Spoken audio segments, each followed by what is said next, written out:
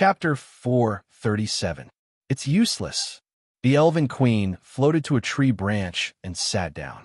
He's in a state where he can self-destruct at any time. He won't watch you stab the sacred sword into his body.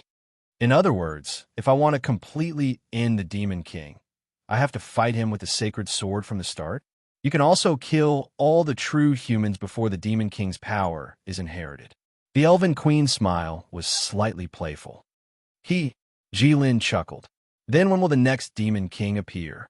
About 120 years later. The Elven Queen replied. Oh, Jilin nodded in understanding. 120 years, by that time, everyone he knew would probably be dead. This matter would have nothing to do with him. He could peacefully watch the true humans freeze half the world and then turn the tide. He would become the god of the entire world and complete his original plan. As for the newly born Demon King, after 100 years, Jilin himself would also have grown. Plus, he would also have time to prepare various methods. Jilin didn't believe that he couldn't kill him with his schemes. Very good. Jilin smiled. Since the problem has been solved, we have a pleasant cooperation. If there's nothing else, I'll take my leave first. Jilin transformed into his dragon form. He raised his wings and was about to fly away. Asterisk boom. Asterisk Jilin's wings flapped forcefully. It didn't move. Jilin looked up at the Elven Queen. Don't be in such a hurry to leave. The Elven Queen sat on a tree branch. Half of her body was leaning against the tree trunk. She was extremely lazy and defenseless. Compared to the megalosaurus form of Jilin, she looked so small and weak. But in terms of aura, she was countless times stronger than Jilin, because in this place, she was the one who controlled the situation. You and I have just worked together to kill the Demon King. If you leave just like that, don't you think it's too cold? This isn't the personality of your dragon race.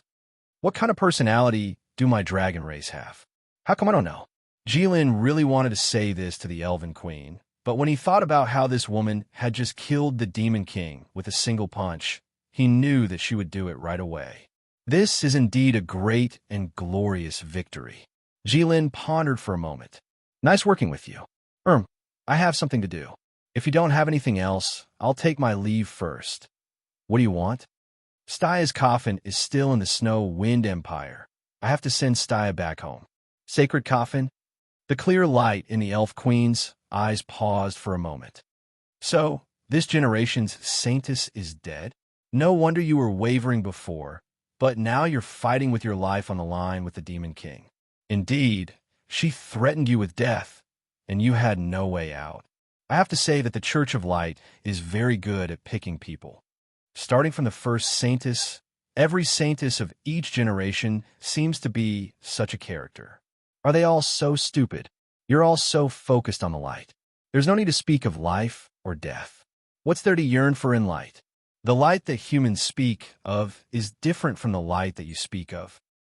Jilin was silent. No one knew what he was thinking. You said you were going to send her home? Yes. What are you laughing at? As far as I know, she was brought out of her home by you, and now you're going to personally send her home. Don't you think that there's some kind of fate in this matter? Don't you think that you still believe in fate? If humans believe in it, then it exists. If not, then it doesn't. You're really like a fraud now. If there's fate, will you accept it? Of course not. Why? Who can tolerate the fact that their life has been planned long ago? What's the difference between that and a marionette? Very good. The Elf Queen smiled. It seems that we're on the same page after all. Right now, outside of this world, the gods and the Dragon Clan want to turn the living beings of this world into marionettes. I don't think that's good. What do you think? Jilin was suddenly stunned. He suddenly realized the seriousness and weight of the Elven Queen's question. This was not a normal question, so he had to answer carefully. Yes. Jilin pondered for a moment. It's not good. All living beings should live freely according to their own wishes, and not live according to the path that the gods and the Dragon Clan have planned for them. Right? Yes. Jilin nodded repeatedly. Very good. The Elf Queen's smile became sweeter and sweeter. The more she smiled, the more she looked like she was up to no good. Jilin's teeth chattered for no reason. The Elf Queen's temperament was very different from usual. In the past, she was the future king of the gods, the most powerful creature in this world, and everything was under her control. She had always been so calm because she could call the wind and summon the rain at any time. But now, the Elf Queen was like a young girl who was plotting something bad, but was not that bad. The word young girl used on the Elf Queen who had lived for God knows how long made Jilin feel a little disgusted and a little scared. It was no wonder that his teeth were chattering. It was just that he had no confidence facing the Elf Queen like this.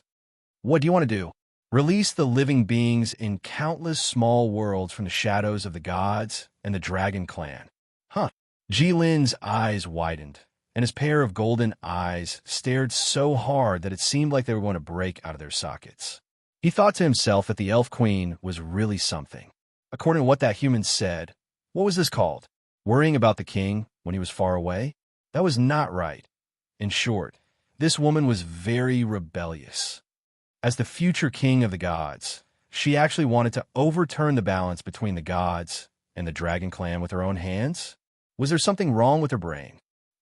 Jilin, was a dragon under the eaves, and he had been in human society for some time. He knew that a wise man knew better than to fight when the odds were against him, so he could only laugh dryly. He did not know what was wrong with the Elf Queen's brain, but his brain was fine anyway. If the Elf Queen wanted to bring disaster to the gods, she could do whatever she wanted. Even if she wanted him to help, he would do it within his power. Bringing disaster to the gods was what the Dragon Clan wanted anyway. But if she wanted him to bring disaster to the Dragon Clan with her, he would definitely not do it. Then what exactly do you want to do? Jilin asked tentatively. He had already made up his mind to feign civility with the Elf Queen first. If you want the shadow over everyone's head to disperse, you have to disperse the white clouds. Can you just say it out loud for such an important matter? Your analogy is very difficult to understand. Jilin shrugged. The Elf Queen rolled her eyes at Jilin. I want to disrupt the current power structure. As the Elf Queen spoke, she pointed to the sky. Jilin suddenly understood. You think that the current power structure is too stable, and it's not conducive to the development of the creatures below? But at this point, which force can go against the gods and the Dragon Clan? Could it be that you plan to personally support chaos after you become the king of the gods? That bunch of lunatics can do it, but they were already crippled by the gods and the Dragon Clan in the Great War back then. Now, they can only struggle at death's door and are no longer of much use. Supporting a new force can indeed disrupt the situation of the gods and dragons ruling the universe, but ultimately, it's just a temporary solution. Then what do you want? What I mean is to cripple the Dragon Clan and the gods.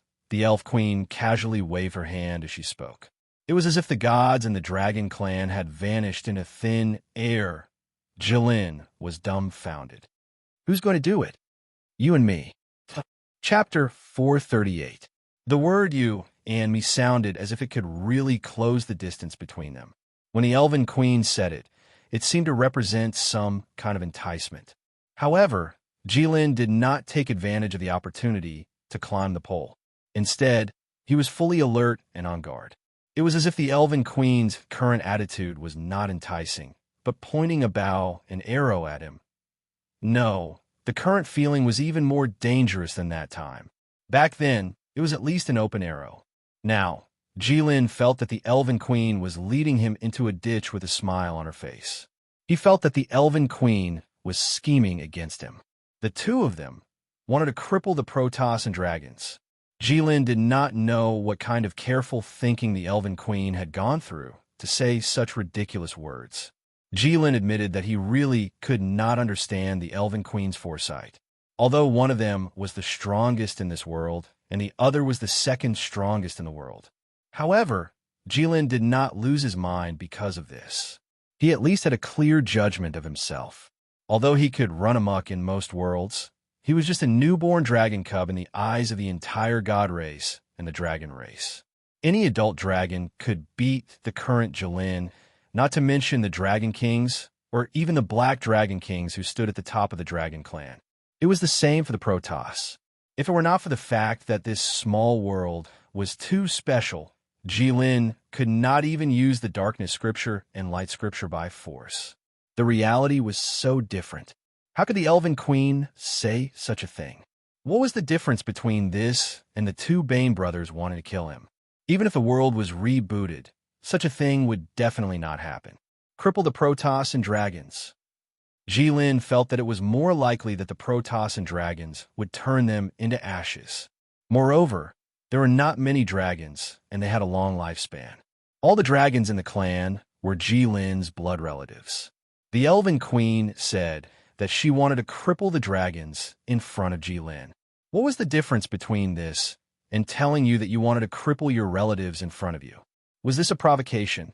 Jilin didn't think so. However, he really couldn't figure out the Elven Queen's intention. After giving it some serious thought, he finally decided to ask her directly. "Let's not talk about whether or not I can," Jilin said in a deep voice. "Why should I cripple the Dragon Clan with you? For all living beings under the heavens." The Elven Queen did not hesitate at all when she said those words. She was straightforward, and there was even a hint of indomitable will in her voice. Jilin was taken aback. Could this be determination? Because of his determination, his words didn't sound Shinibu at all. Instead, they sounded righteous and even made one's blood boil. However, Jilin was a fire dragon, and his blood was always boiling, so he didn't feel anything. All living beings in the world? What does that have to do with me? Besides, it's always been the celestial race trying to control all living beings. Our dragon race hasn't done that. But the Black Dragon King wants the Dragon Clan to walk the divine Tao.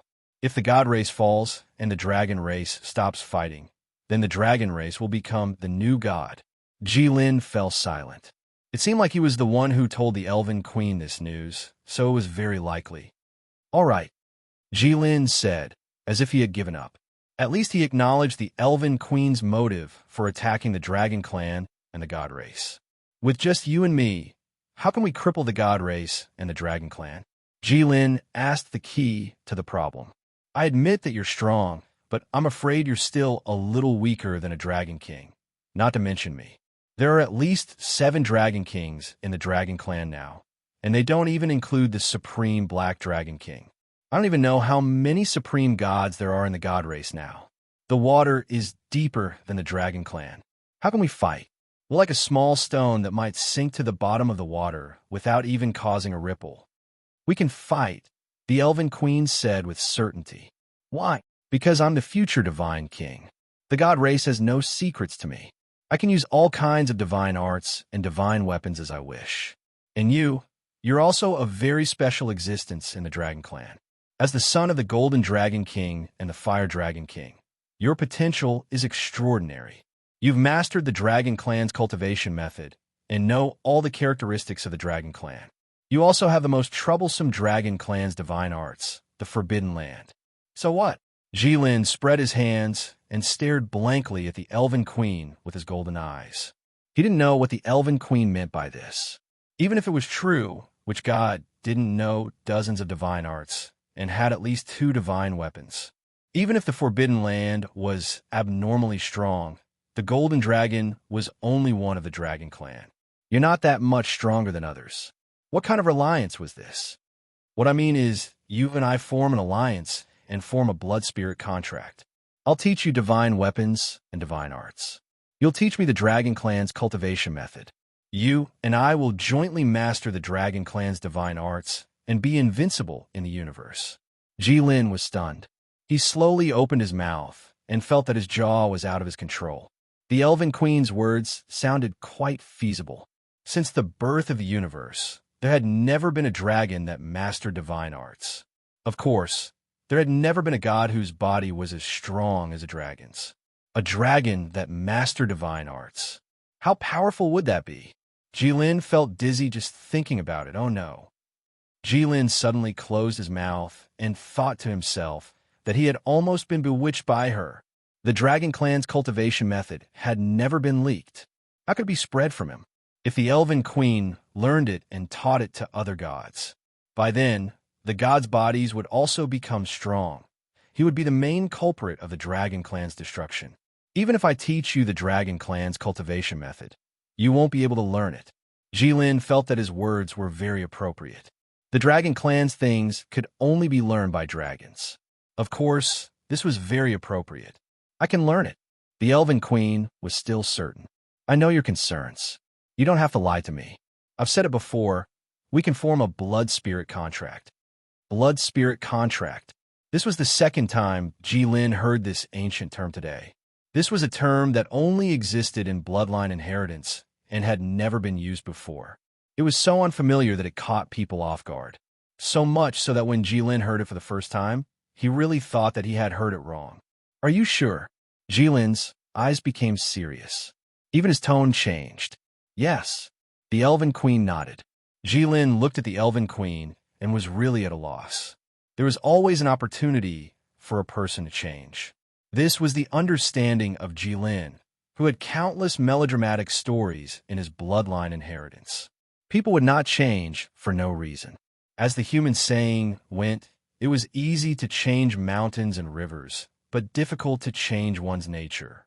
Therefore, once a person's concept and character underwent a major change, it would definitely be accompanied by a major event that could shatter this person. For example, the death of a broken family. For example, a desperate gamble and then lost the gamble. For example, a girlfriend or boyfriend ran away with someone else. Then, that person was better than you and arrogantly criticized you. After going through these painful experiences, people would change. Jilin did not know what the Elven Queen had experienced. As the future king of gods, she should be completely on the side of the gods. But now, she actually wanted to cripple the gods. For this reason, she did not hesitate to form a blood spirit contract with him, a dragon clan member. Something that could make the Elven Queen change so completely must not be simple. Jilin did not want to know what it was. There was a good human saying, the more you know, the faster you die. Chapter 439. The Blood Spirit Contract. It was an absolute contract of the highest order.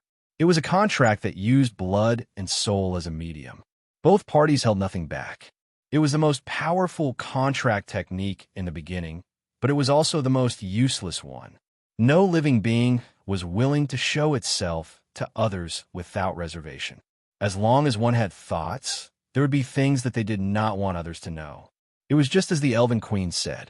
Once both parties formed this contract, Jilin no longer had to worry about the Elven Queen deceiving him because the effect of this contract was that both parties knew what the other party was thinking. Moreover, they were bound together for good or ill. If one died, the other would turn into ashes in an instant. If one deceived the other, one would suffer intense pain in the soul, and the other would suffer the same. The stakes were too high. Life is an independent entity from the moment it is born. Independence meant that one could survive without relying on others.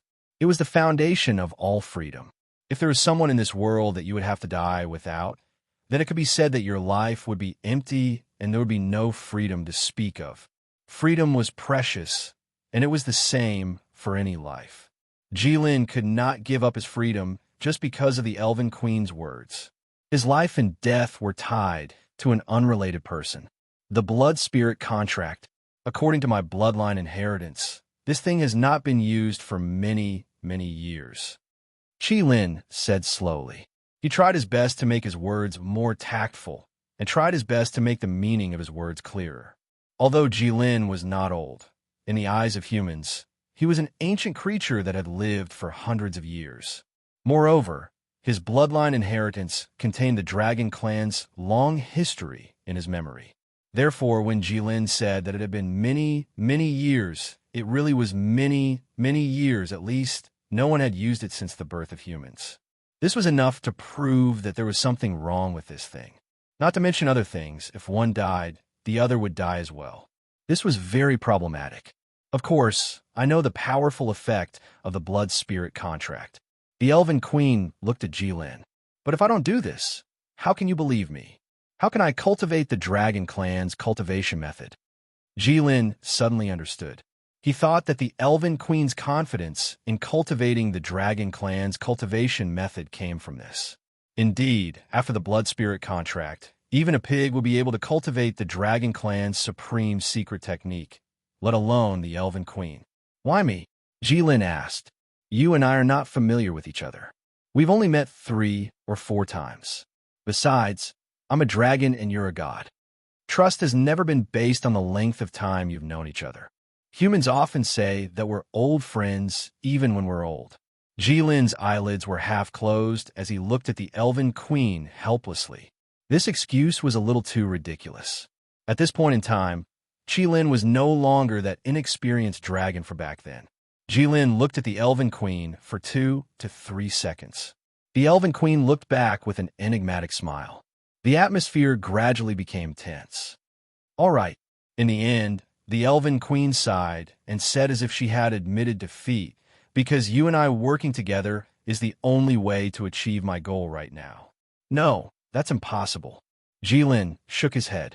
You want me to betray my race, betray my parents, and betray the great Black Dragon King.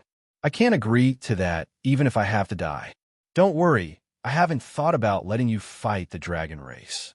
I'll take care of the dragon race, and you'll take care of the god race. Is that okay? What's okay?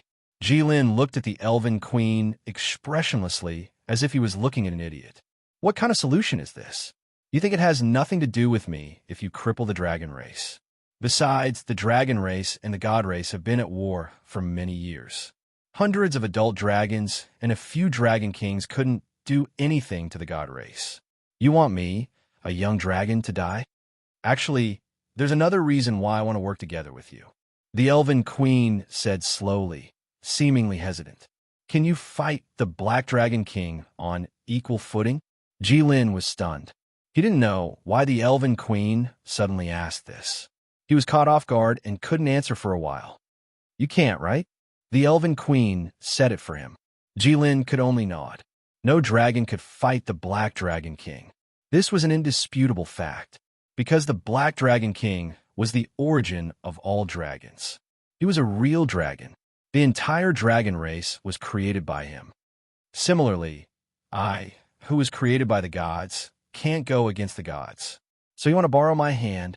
No, I want to borrow your Forbidden Land. A dragon who can use the Forbidden Land is the nemesis of the gods. You want me to challenge the god world with a single dragon? I'll challenge the entire dragon island. Even if you want to die, you don't have to be so heroic, right? Compared to you, a moth flying into a flame isn't courting death. Maybe you have a reason for doing this, but I'm really looking for death by doing this. Is that really the truth? The elven queen's long and narrow eyes suddenly became playful. What do you mean? Jilin was stunned. A marionette being held in the hands of others, dancing and laughing happily, but thinking that it's living a real life. What do you mean? Jilin was a little annoyed by the elven queen's ambiguous way of speaking.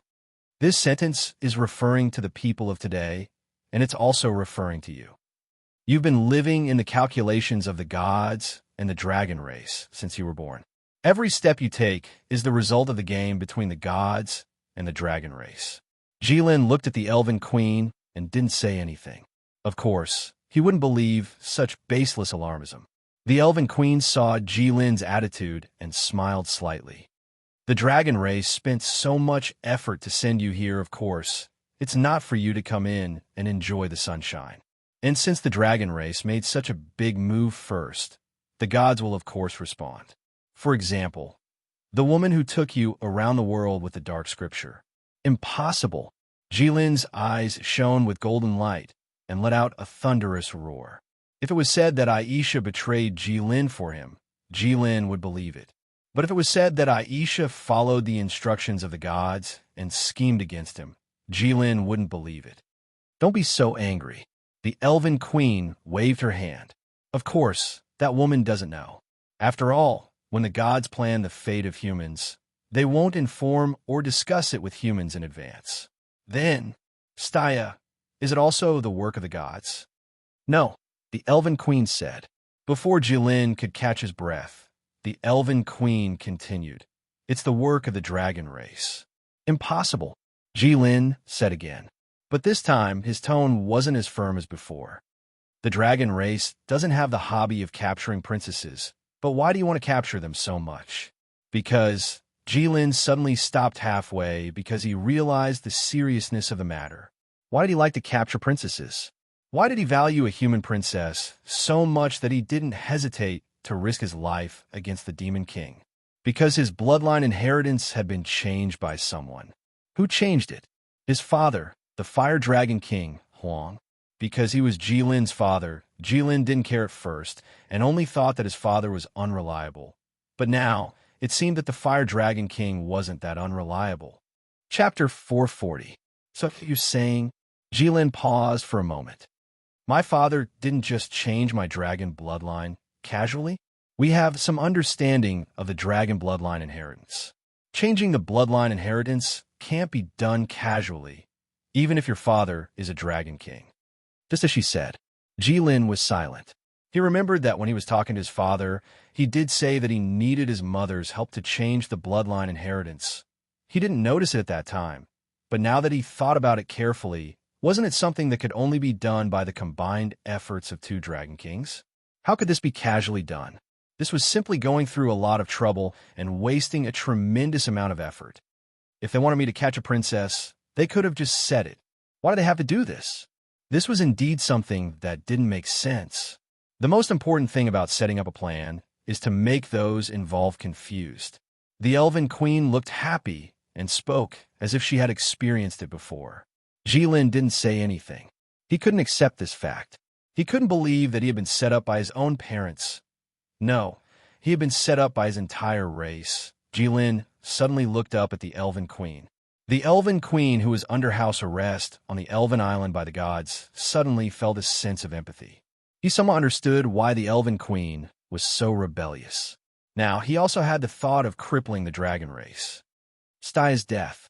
Jilin thought for a moment and suddenly said, "This." The Elven Queen hesitated for a moment, but after looking at Jilin's serious eyes, she finally nodded gently and said, "Her death has nothing to do with the gods or the dragon race. It can even be said that her death allowed her to escape from the fate that the gods had planned for her." How do you know what kind of fate the gods had planned for her? You don't even know when she died. I have a way to communicate with the realm of gods. What was her original fate? She was supposed to shine brightly. She was supposed to become a true hero with a holy sword in her hand, defeating the Demon King and Megalosaurus, and becoming a hero that everyone praised for eternity. This was the script that the gods had written. What a cliché script. Because gods are the oldest living beings. They're too old to create any new stories. That makes sense. Jilin smiled. However, it was rather strange for him to make such an expression with his current face. Then what was the person holding the holy sword doing? You can think of it as a gift for the truly brave. So cruel? Yes. What evidence do you have? The holy sword doesn't restrain you, but the light god gave that person the task to use the holy sword to kill you. That's the same as sending him to his death. Since that person died at your hands, the sacred sword will definitely fall into the hands of the holy maiden. In that instant, Jilin recalled how the holy sword had failed to pierce through his scales. That human's face was filled with shock and despair. I remember that when that person obtained the power of the holy sword, it was with you? Yes. You knew that he was here to die, yet you didn't stop him. He was filled with anger at that time. His heart was filled with hatred. He was determined to kill you. Not to mention me. Even if the light god who gave him the holy sword personally came, he probably wouldn't have been able to stop him. All right, Jilin said helplessly. Only now did he feel that the god's plan was watertight. It really felt like fate, and Staia was actually able to escape from this fate. He had to admit that it was really impressive. Since the god's plan has failed, does that mean that the dragon's plan has succeeded? Half of it has succeeded. How so? Whether the remaining creatures can worship you like a god or not is the other half. Right now, the humans have a church. The people inside believe in me. What about the remaining ones? If they can preach, then they can preach. If they can't, then you should form a blood contract with me. I promise that I will only kill the Black Dragon King in the entire dragon race. As long as the Black Dragon King is killed, the dragon race will have no chance of seizing the path of godhood. Naturally, I won't touch any of your blood relatives. No. Jilin shook his head decisively. The Black Dragon King is the ancestor of the dragon race. You can't kill him. and you can't defeat him. Even if you can defeat him, I, a dragon, can't defeat the god race. Your plan was a failure from the very beginning. Of course, I won't challenge the Black Dragon King myself. Jilin was stunned. I will bring the entire god race to challenge the Dragon Island. At that time, I will give you a time. You can try your best to lure the other dragons out of the Dragon Island. As for the remaining Black Dragon King and the other dragons, the gods and I will take care of them. But the Black Dragon King is not ordinary. I reckon that even if the gods win, it will be a Pyrrhic victory. The remaining gods will probably be greatly injured. At that time, it will be the time for you to make your move. You can bring the dragons out of the Dragon Island and attack the gods who are greatly injured. You can say that you are avenging the Black Dragon King. The mantis stalks the cicada, unaware of the oriole behind. It's the fisherman who benefits from the fight between the snipe and the clam. It is indeed a good plan. Jilin looked at the queen and sighed. You are indeed a god. Of course, but this plan is full of danger. It is too simple. After I sign the contract with you, if you're killed by the Black Dragon King, how can I take advantage of the power of the gods? Can I only die with you? To do such a big thing, even if it is you and me, we have to take risks. After all, we are plotting against the entire dragon race and the god race. Don't tell us that you are the one who has been plotting. You don't want to? Are you willing to be manipulated by others? Not only you, but also your friends and family. I am not willing, but I can bear it. The death of the Saint of Light. Is that it? This time, Jilin was speechless. He really couldn't bring himself to say that it was over. But to avenge Staya and become enemies with the dragon race and the god race, it was definitely not a wise move. I need to think about it seriously. Jilin felt a headache coming on as he looked at the Elven Queen. Of course. The Elven Queen smiled and slowly floated down from the tree. This is a huge matter. Of course, you need to think about it carefully. But no matter how long you take to think about it, I believe that you will get the answer I want. Jilin shrugged and didn't say anything. Can I leave now? Jilin asked. I still have things to do. Yes. The Elven Queen walked in front of Jilin.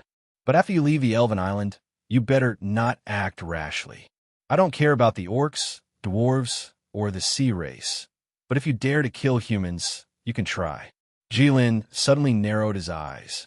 He didn't know what the Elven Queen could do to him outside the Elven Island. But he still decided not to try so easily.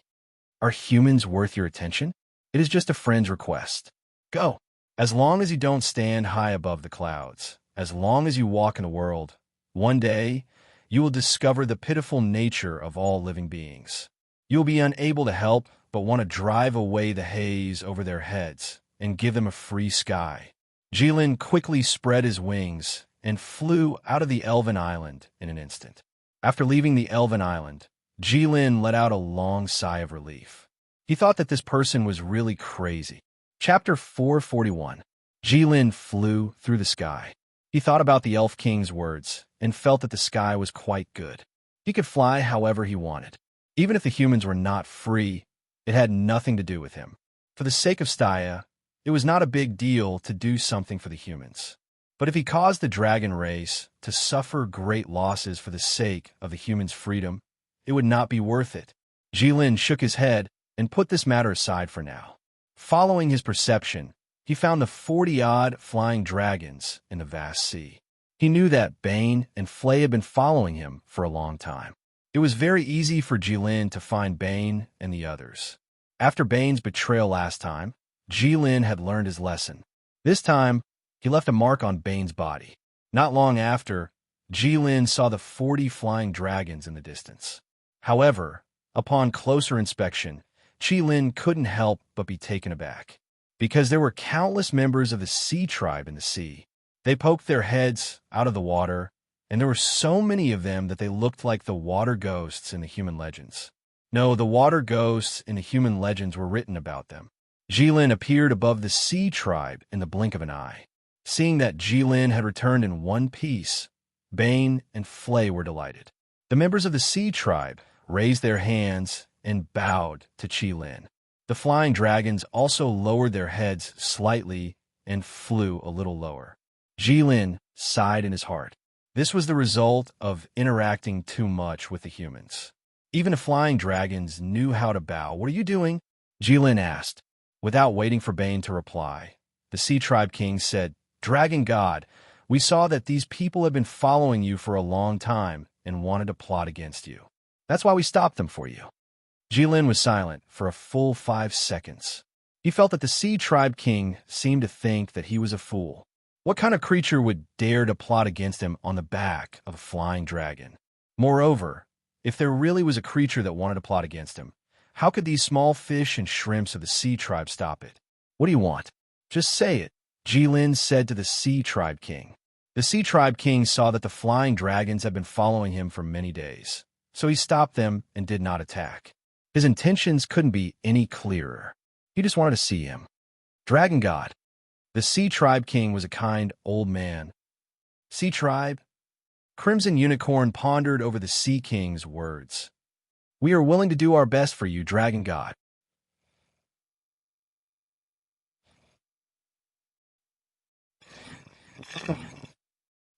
After saying that, Jilin turned around and flew away. The flying dragon beneath Flay made a turn and threw Flay down. Flay was, after all, a legend rank expert. She would not fall to her death. However, when she landed on the reef, she could not help but blink. She had not said a word since Jilin returned. "What did you want her to talk about?"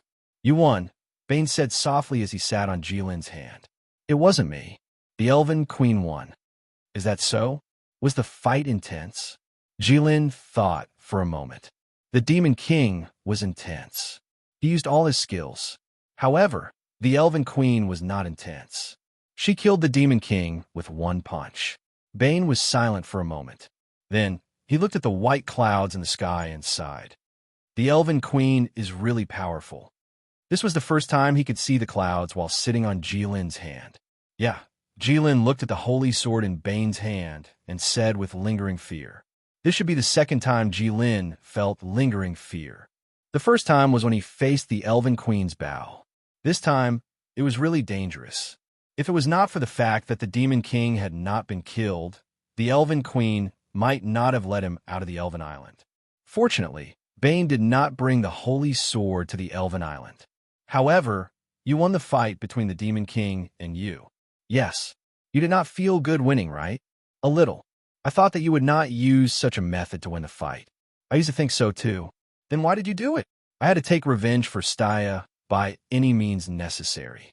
You have really sacrificed a lot for Staya. The dragons have always thought highly of the princesses they captured. I used to think so too. I still think so. Bane was silent. If that was the case, why would the second princess you captured be treated so differently from the first one? They did not speak for the rest of the journey. Jilin continued to fly like this. He flew all the way back to the Wind Moon City. When the people of the Wind Moon City saw the flying dragons in the sky, they were first stunned. Then they cheered loudly. In the midst of the thunderous cheers, Jilin turned into his human form and landed on the rooftop of the Wind Moon City with Bane in his hand. He walked straight to the third prince's room. Such a huge commotion naturally alarmed everyone in the Wind Moon City. The third prince was no exception.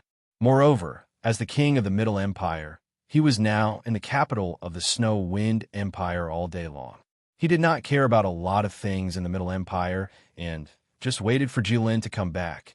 Brother Long, the third prince, found Jilin in the corridor and immediately walked up to him. "Brother Long, you won." "Of course." Jilin pushed the third prince to the side and said without turning his head. The corridor was so narrow that he had to turn into his human form to walk in it. The third prince was still blocking the way. He was really blind. "The Demon King is dead?" To be on the safe side, the third prince asked again. Winning did not mean killing the opponent. In the Middle Empire, winning by 1 or 2 moves was also a win. "He's dead," Jilin said indifferently. "He was killed by the Elven Queen with one punch." The third prince was stunned. He did not know why the Elven Queen was involved here. But in the next moment, the third prince decided not to think about it. "In short, Brother Long, you really saw the disaster for the human race this time. I am really grateful, but I don't know how to repay you. How about this? I'll make you the divine dragon protector in the name of the Golden King, and confer you the holy heavenly dragon of divine might and virtue. How about that? Qilin abruptly stopped in his tracks and turned his head to look at third young master, and his eyes flickered with an extremely dangerous light. Judging from the third prince's words, it seemed like he wanted to make him his subordinate. Brother Long, please don't misunderstand. The third prince hurriedly waved his hand. It's purely to thank you. After making you the divine dragon protector, the Middle Empire will give you 1,000 taels of gold every year. You will also build divine dragon temples for Brother Long all over the Middle Empire and be worshipped by the people forever. How about that? Jilin narrowed his eyes and pondered for a moment. Then he nodded. It was not that he lacked that 1,000 taels of gold a year. The main reason was that building temples was in line with the dragon race's grand plan. But then again, with his lifespan, 1,000 taels of gold a year was really a lot. The third prince was overjoyed. Chapter 442. The third prince and Jilin each took what they wanted, and this matter seemed to have come to an end. Jilin walked to the door of the third prince's room, raised his hand, and pushed the door open. The third prince paused and glanced at Bane next to him. He thought to himself, since you taught him how to open the door, why didn't you teach him how to have a lock on the door? Bane shrugged and expressed his innocence. How would he know? After all, the person who taught Jilin how to open the door was now lying on the stone floor. Jilin walked into the room of the third prince, who was now in front of Staya's coffin, and remained silent. The third prince followed in with a slightly gloomy face. In fact, ever since Jilin put Staya's coffin here, he hadn't lived here. Putting the coffin in the middle of the room, and there was still something in the coffin, this was not something a human would do. Oh, Brother Long was not a human. Thinking of this, the third prince felt a lot better. What are you doing? Bane slowly walked behind Jilin and asked. Actually, he knew why Qilin was standing there motionlessly, but he deliberately asked this question. He deliberately made Jilin feel uncomfortable. His intentions were extremely sinister. Jilin looked at Bane coldly and didn't say anything. Where did Aisha go? Jilin asked. There was a moment of silence, and no one could answer his question. If it was before, as long as the third prince paid attention, he could still keep an eye on Aisha. But now, Aisha was blessed by the god of darkness and could move freely in the shadows. She really came and went without a trace, and no one could know where she went. Where is that white-haired human? Jilin asked again. The third prince and Bane looked at each other. The third prince's gaze said, why is Brother Long acting so unconventional now? Bane shook his head and said with his eyes, this dragon was becoming more and more shameless and unscrupulous. Previously, in order to win, he used underhanded means to scheme against the Demon King. Using the true humans as a hostage, the Demon King had no choice but to take Jilin's 9 elemental fusion head-on and lose an arm. And now, it seemed like he wanted to use the Pope to threaten Aisha. Was it because he felt that this move was particularly useful and wanted to use it again? It seemed that ever since Staya died, the dragon's bottom line had also disappeared. Now, he really had nothing to worry about and could do whatever he wanted. The third prince and Bane exchanged glances. No one knew if the other truly understood what they were saying. Anyway, it was just eye contact. Bane walked to Jilin's side and said softly, are you sure? Jilin pondered for a moment, then looked at Bane and asked seriously, what's wrong? Aisha will be angry. Bane said, I'm not in a good mood right now, Jilin said in a low voice. I know, Bane said. I'm not in a good mood either. That's why I asked. Are you sure you want to do this? Jilin seriously thought for a moment, then finally said, forget it. If I can't find her, then I won't look for her. Ben heaved a sigh of relief in his heart. Aisha was indeed much weaker than Jilin in terms of strength. But if Jilin really pissed her off, he probably wouldn't be much easier to deal with than the Demon King. Because in terms of being despicable, unscrupulous, and scheming, Jilin was now at a higher level, and Aisha was well versed in this. In this aspect, Jilin was also much weaker than Aisha. Let's go. Jilin suddenly sighed, touched the pattern on Staya's coffin, and then carried it on his shoulder. Bane stared blankly. This was the first time he felt Qi Lin's fearful expression. But when he thought of what to do next, Bane's heart couldn't help but be shrouded in a shadow, and he was at his wit's end. "We can't avoid it in the end," Bane said softly. "Not necessarily," Jilin hesitated and said. Bane curled his lips and didn't argue with Jilin. "This matter is so difficult. If you could give up, you would have done so long ago. Why are you hesitating here? Lying to yourself?" Jilin took a deep breath and carried Staya's coffin out. He walked to the rooftop, transformed into a dragon, grabbed Staya in his hand, flapped his wings, and flew to the west. Dozens of flying dragons followed behind him. The human generals cheered. The people of the Church of Light were horrified. They wished they could grow wings and fly to the sky to fight Jilin. The third prince stood on the high platform and looked at Jilin's figure flying away. He thought to himself that it had finally come to an end, but the next thing was still complicated. Fortunately, the Middle Empire had the upper hand. They could use Jilin's name as the divine dragon of the Empire to do things that were impossible before. They're gone. In a dark and hidden room, Aisha looked at the scene outside through a narrow window. Dozens of flying dragons flew to the west. Well, that's good. The only furnishings in the room were a table and a few chairs. The Pope was sitting on a chair with a cup of tea in his hand. Steam was rising from it. When he heard Aisha speak, he replied. The furnishings here were too simple and could even be said to be crude. It was obviously not a living room, but a place similar to a conference room. But the problem was that, even if it was a conference room, it was too small and crude.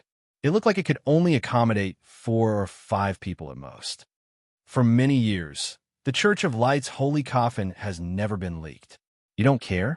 The holy coffin is not leaked to protect it. Now that it's in the hands of the Red Disaster, it's safer than in the hands of the Church of Light. What's more, the Red Disaster has the holy coffin to hand it over to the Saimai Empire's royal family. It's not considered leaking. Then why did you want to fight Jilin to the death? After all, he's the Pope. Otherwise, how can he convince the masses? He follows the will of the people and the general trend. This doesn't sound like something the Pope of the Church of Light would say. It's more like a secular emperor. The Pope and the Emperor are more or less the same. Shouldn't the Pope look at the will of the God of Light? When did you start looking at the will of the people? Since I didn't believe in God. Aisha was silent for a moment, then said, When did you betray your faith? The Pope picked up the teacup and took a sip. It's been a long time. Ever since the first time I sincerely prayed to God, but couldn't fulfill it, I stopped believing in God. Even if there really is a God in this world, he's an unreliable guy. Look at the fate of the people of this world, the ups and downs, the failure of one's efforts, or the survival of a desperate situation are all common. If these fates were arranged by God, then God's temperament would be so unpredictable and capricious. Is such a creature worthy of belief? What did you pray to God? Aisha asked. Aisha's key points were always so unique. The Pope was so stunned that he couldn't answer for a moment. The Pope picked up the teacup, took a big gulp, and smacked his lips twice. What was it again? The Pope frowned. It's been too long. I really can't remember. Aisha sneered. She always thought that this sentence was very reasonable. What you won't forget, you will never forget, and what you will forget is useless.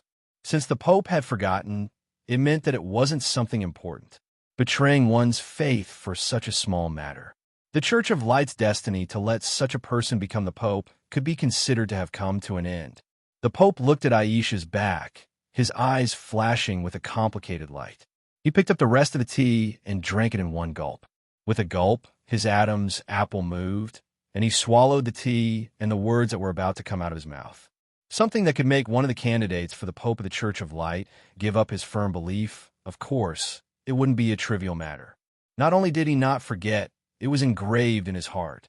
It was just that in front of this beautiful black figure, it was hard to say, although the two of them were over 200 years old. Chapter 443. Jilin, bring the holy coffin back to Shengming City. It looks like you have to deal with the Church of Light, Aisha said. Yes. The Pope sighed. The Church of Light was naturally very persistent in piling up the Holy Lady's body. Without the Pope's suppression, it would be difficult for nothing to happen. Jilin took Stai's coffin and flew all the way to Shengming City. This time, he flew very slowly, so slow that Bane could see the colorful clouds clearly, so slow that the dragon behind him could keep up with his speed. It was rare to be so comfortable in the sky, but Bane had no intention of enjoying it. He was also very nervous. His heart was in his throat, and he almost couldn't breathe. The distance between the Snow Wind Empire and the Saimai Empire was very far, so Jilin flew very slowly. But flying was still flying, and Jilin was Jilin after all. After more than a day, Jilin could already see Shengming City. The first time he saw it, he was shocked by the number of humans in the city. At that time, he didn't understand how fragile creatures like humans could reproduce to such a large number. At this point, he somewhat understood the situation. The wings of the red disaster swept over Shengming City, and the city suddenly became panicked. Violent and ear-piercing alarms rang throughout Shengming City, and the humans on the streets only felt a hurricane blow past. The stalls on the streets were scattered in the wind, and the merchants hurriedly bent down to help them. The kite in the child's hand broke, and the pinwheel fell. The veil on the beautiful woman's face was lifted by the wind, but it didn't surprise the passers-by, because along with the hurricane came shadow. It instantly covered the sun, but it disappeared in a flash. People looked up, and then their expressions changed drastically. People let out panicked cries, and the orderly crowd suddenly became a mess. The whole city was suddenly in chaos. People pushed, shouted, and ran desperately to their homes, as if their houses made of wood and stone could help them resist the red disaster. The child sat helplessly on the side of the road, wailing, tears forming a string. A ball of string fell by his hand. It was a part of the kite. Not long after, not a single person could be seen on the street. Only a child was left crying on the side of the street. In the suddenly quiet environment, his cries were particularly loud. Dong! Dong! Dong! A heavy drumbeat sounded on the street for no reason. The child was crying so hard that he forgot himself.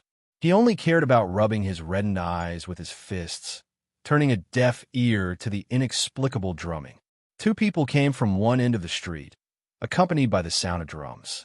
When the two of them gradually walked closer, the people hiding behind their windows realized that it was not the sound of drums, but the sound of footsteps.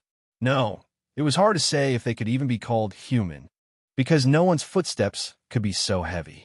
No one could carry such a heavy object and walk forward. This time, Jilin did not fly into the sacred city under the watchful eyes of everyone. It wasn't like Aisha, who had concealed her identity and snuck in. Instead, he walked out from the street in a dignified manner. This was what it meant to be honest and without enmity. The child was crying so hard and so loudly that it was hard for Jilin not to hear him. When Jilin passed by the child, his footsteps paused, and he glanced back. Bane blinked and walked toward the child, muttering, "Whose child is this?" The adults in this family are too relaxed. Jilin did not know why he stopped for the child, but he looked at the palace of the Saimai Empire at the end of the street and did not want to go forward. Jilin was silent for a moment, then finally made up his mind. He continued to walk forward. "Hey, wait for me." Bane's voice sounded behind Jilin. Jilin looked back and couldn't help but be stunned. "Why are you holding him?" In Bane's arms was the child who was crying just now. This child lives outside the city. The city is too chaotic now. I don't feel safe leaving him alone. Jilin looked around. There was no one on the street. "It's not chaotic." Bane looked at Jilin's confused eyes and nodded helplessly. He thought to himself that a city like Shengming City had no one on the streets. This was proof that the city was chaotic. But the culprit did not notice it. "Why is he crying?" Jilin suddenly asked. Bane was stunned. He did not expect Jilin to ask such a question, but he still said instinctively, "A gust of wind broke his kite." "Is that so?" "The wind is quite strong," Jilin said casually. "Didn't you bring it up?" "Is that so?" "Yes." Jilin was silent. His eyes suddenly became deep. No one knew what he suddenly thought of. Jilin raised his head again and walked forward. Bane followed behind him with the child in his arms. Jilin did not reach the Saimai Empire's palace because the Shengming king was standing on the street, waiting for him. The Shengming king was dressed in white armor. He held a long sword on the ground with both hands. Behind him was a cape with the royal family of the Saimai Empire. The Shengming king nodded. He looked at Jilin with a determined gaze. There was no fear in his eyes. The aura of a king filled the air. But there was no one around him. He actually came here alone. Jilin did not know what this meant. He looked at Bane and found that the kid was also stunned. Obviously, he could not count on him. So Jilin could only ask himself, "Why are you standing here?" "Waiting for you," the Shengming king said. "Waiting for me for what?" "That depends on what you want to do." "What can you do if I want to do?" The Shengming king was silent. He could not do anything. "You're here to be my enemy," Jilin said with certainty. "Yes." The Shengming king clearly had no intention of backing down. "Then why didn't you bring your soldiers? Why aren't they in your palace? Why didn't you activate the array?" Jilin asked. The last time he came to Shengming City, the methods of the humans were still fresh in his memory. "Because it's useless," the Shengming king said. He remembered the last time the Red Disaster came to Shengming City. He remembered it more clearly than Jilin. Soldiers, palaces, and the Shengming array. These were just decorations in front of the Red Disaster. So the Shengming king did not bother to waste this resource. "Then you're useful here?" Jilin did not understand. "This is not a matter of whether I'm useful or not," the Shengming king said. "Someone has to resist you. Someone has to negotiate with you. In this city, I'm the only candidate." Jilin looked at the Shengming king.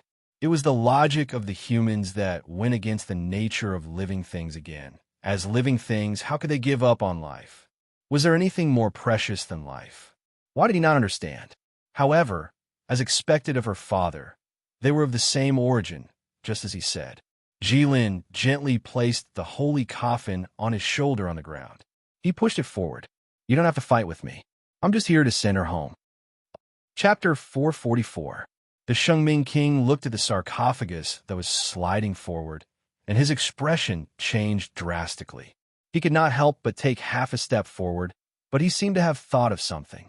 He abruptly retracted the half step he had taken. This scene was completely out of Jilin's expectations. In his imagination, the Shengming king would either lie on the sarcophagus and cry loudly, tears and snot streaming down his face, or he would hold the sword and fight him like a madman. What was the meaning of this? After a moment of silence, Jilin, who had tried his best not to take the initiative to speak to humans, felt that he should be the one to speak first. "Sorry." Jilin lowered his head slightly to the Shengming king, his expression solemn. Only the Shengming king was stunned. Even Bane could not help but open his mouth wide, because this scene had completely shattered his understanding. Jilin bowed his head to a human and sincerely apologized. He had never imagined this scene, even in his dreams. For Jilin, instead of apologizing, it would be faster to just kill the other party. Although it sounded a little unreasonable, dragons were supposed to be unreasonable. Bane originally thought that after Staya died, Jilin would let himself loose and use all kinds of sinister and dirty methods. But this time, Bane was a little confused. No. Facing Jilin's unprecedented apology, the Shengming king did not appear to be moved. This is her own choice. Going to the Snow Wind Empire was her own will. No one kidnapped her, and bringing the sarcophagus was the result of her standing against everyone's objections. Now that things have come to this, it can be said that she got what she wanted and died a worthy death. Jilin's first apology was not completely useless. The Shengming king clearly knew that he had no ill intentions. So he let go of the sword and let the priceless king's sword fall to the ground, making a crisp sound. The Shengming king also knew that it was just a sword, no matter how sharp it was, in the face of the Red Disaster. It was useless. But he still brought it, and this thing now represented a kind of attitude. Resistance, unyielding. Facing the Red Disaster alone, if he did not bring a weapon, it would really look like he was surrendering. But there was no need for that now. The Shengming king took a deep breath and walked to the side of the divine coffin. He ran his finger across the flourishing patterns on the coffin and was speechless for a while. He received the news of Staya's death almost on the same day. As a retired emperor of the Saimai Empire, It was impossible for him to let go of everything. For something like the war between the human race and the true human race, he had to know what was going on. It was not difficult for him. In fact, it would be more difficult for him to not want to know. It had been a few days since the incident, and the queen was still crying. He also felt as if a knife was being twisted in his heart. Not only was Staya the pride of the empire, but she was also his favorite eldest daughter, the Holy Queen. Even if they were the children of an ordinary family, once something happened to them, which parent wouldn't feel as if the sky had collapsed? The fact that the Shengming king was able to control himself in front of his daughter's coffin was the result of his many years of experience as an emperor. Of course, this was because everyone in the Saimai Empire was kind and believed in the Church of Light. If this were the emperor of the Middle Empire, seeing his own child's coffin, he would not only snort in disdain, but also call a piece of trash. She. The Shengming king looked at the coffin. She stuttered for a long time, but could not say a complete sentence. In the end, all that was left was a meaningless mouth. Your Majesty, my condolences. At some point, Bane placed the child on the ground and knelt down on both knees. He bowed to the Shengming king as a citizen greeting the emperor. It was hard to imagine that he still felt that he was a citizen of the Saimai Empire. He didn't even believe in the Church of Light anymore. The Shengming king looked at Bane in shock and finally recovered. Before she died, was she afraid? The Shengming king asked in a trembling voice. Jilin could clearly see that he was trying to control himself. The veins on his neck were bulging. This was the result of his neck muscles exerting all their strength. Even so, the Shengming king still could not control the trembling in his voice. No. Jilin looked directly into the Shengming king's eyes. The majestic golden dragon eyes had never been as gentle as they were today. Although his voice was soft and slow, like the misty rain in Jiangnan, it was still, but it was very firm, and he spoke word by word. She fought fiercely with the Demon King. She fought with her life on the line. Her fighting spirit was high, and she did not cower at all. Before she died, there was not a trace of haze on her face. There was no fear or unwillingness. There was only satisfaction and silence. She pressed forward, and she had no regrets even in death. This is something that I cannot understand. Jilin had never been so solemn and serious in telling a lie. Actually, he did not see when Staya died. By the time he arrived at Wind Moon City, through Aisha's teleportation array, Staya had already killed herself.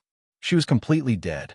And with the difference in strength between the Demon King and Staya, the two of them could not have fought fiercely. Of course, he did not know the exact situation before Staya died. He also did not know whether she felt despair when she realized the huge difference between her and the Demon King, or whether she was afraid when she faced death.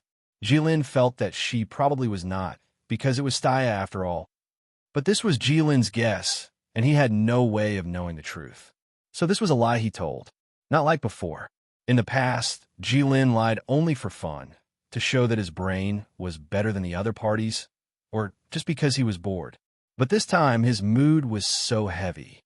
But when he saw the Shengming king's relieved expression, Jilin seemed to suddenly understand why human society was always full of lies. To put it more arbitrarily, lies were the greatest weapon that humans had to deal with the hardships in life. As for bravery and hope, it was not. Hope often led to disappointment. As for bravery, there were very few people who were truly brave in this world. Most of them dragged out an ignoble existence, comforted themselves, and resigned themselves to the hardships in life, and turned their heads away. People like Staya, who had the courage to face the hardships in life, were either dead or had extremely difficult lives and were beaten black and blue by life. The people who had truly defeated the hardships in the entire human race in the last 5,000 years could only be counted as one. You wrote their names on a piece of paper with 1,000 squares. Write one word per square, and it was not empty. You could not write 3 words. Compared to the huge number of humans, these people could truly be called as rare as phoenix feathers and unicorn horns, a drop in the ocean. They were too rare, and could even be said to be rare in hundreds of years. Humans were intelligent creatures. Most of them wouldn't bet their lives on such a slim chance of success. So they chose a more relaxed way of life, lying. But he did not expect that one day Jilin, would also fall to such a state. Bane was still kneeling on the ground. He did not speak, did not raise his head, and did not have any disdain for Jilin on his face. He felt that Jilin's excuse was the best way to deal with it. If it were him, he would probably do the same. This was something that could not be helped. If reality was too cruel, then use a lie to cover it up. The lie itself was always beautiful and gentle, in a sense. Humans were very familiar with this, but Jilin's was a little stiff. She is glorious. Jilin walked to the Shengming king's side, leaned over, and said softly. It was indeed stiff. Chapter 445. Jilin's words of comfort to the Shengming monarch did not reach Bane. Even a silly child standing next to Bane felt awkward. People had also died in his village, but he had never seen anyone comfort others like this. Fortunately, to the king of Shengjing, Jilin's words were nothing. The king of Shengjing looked at Stia's coffin, his fingers gently brushing across it. He could not stop trembling, and his eyes were filled with grief. Phew, the king of Shengjing took a deep breath and exhaled heavily. This breath was very heavy, as if he wanted to exhale all the stones in his chest. He was forcing himself to calm down. How is the infernal king? The king of Shengjing asked Jilin. That was the greatest enemy of the human race.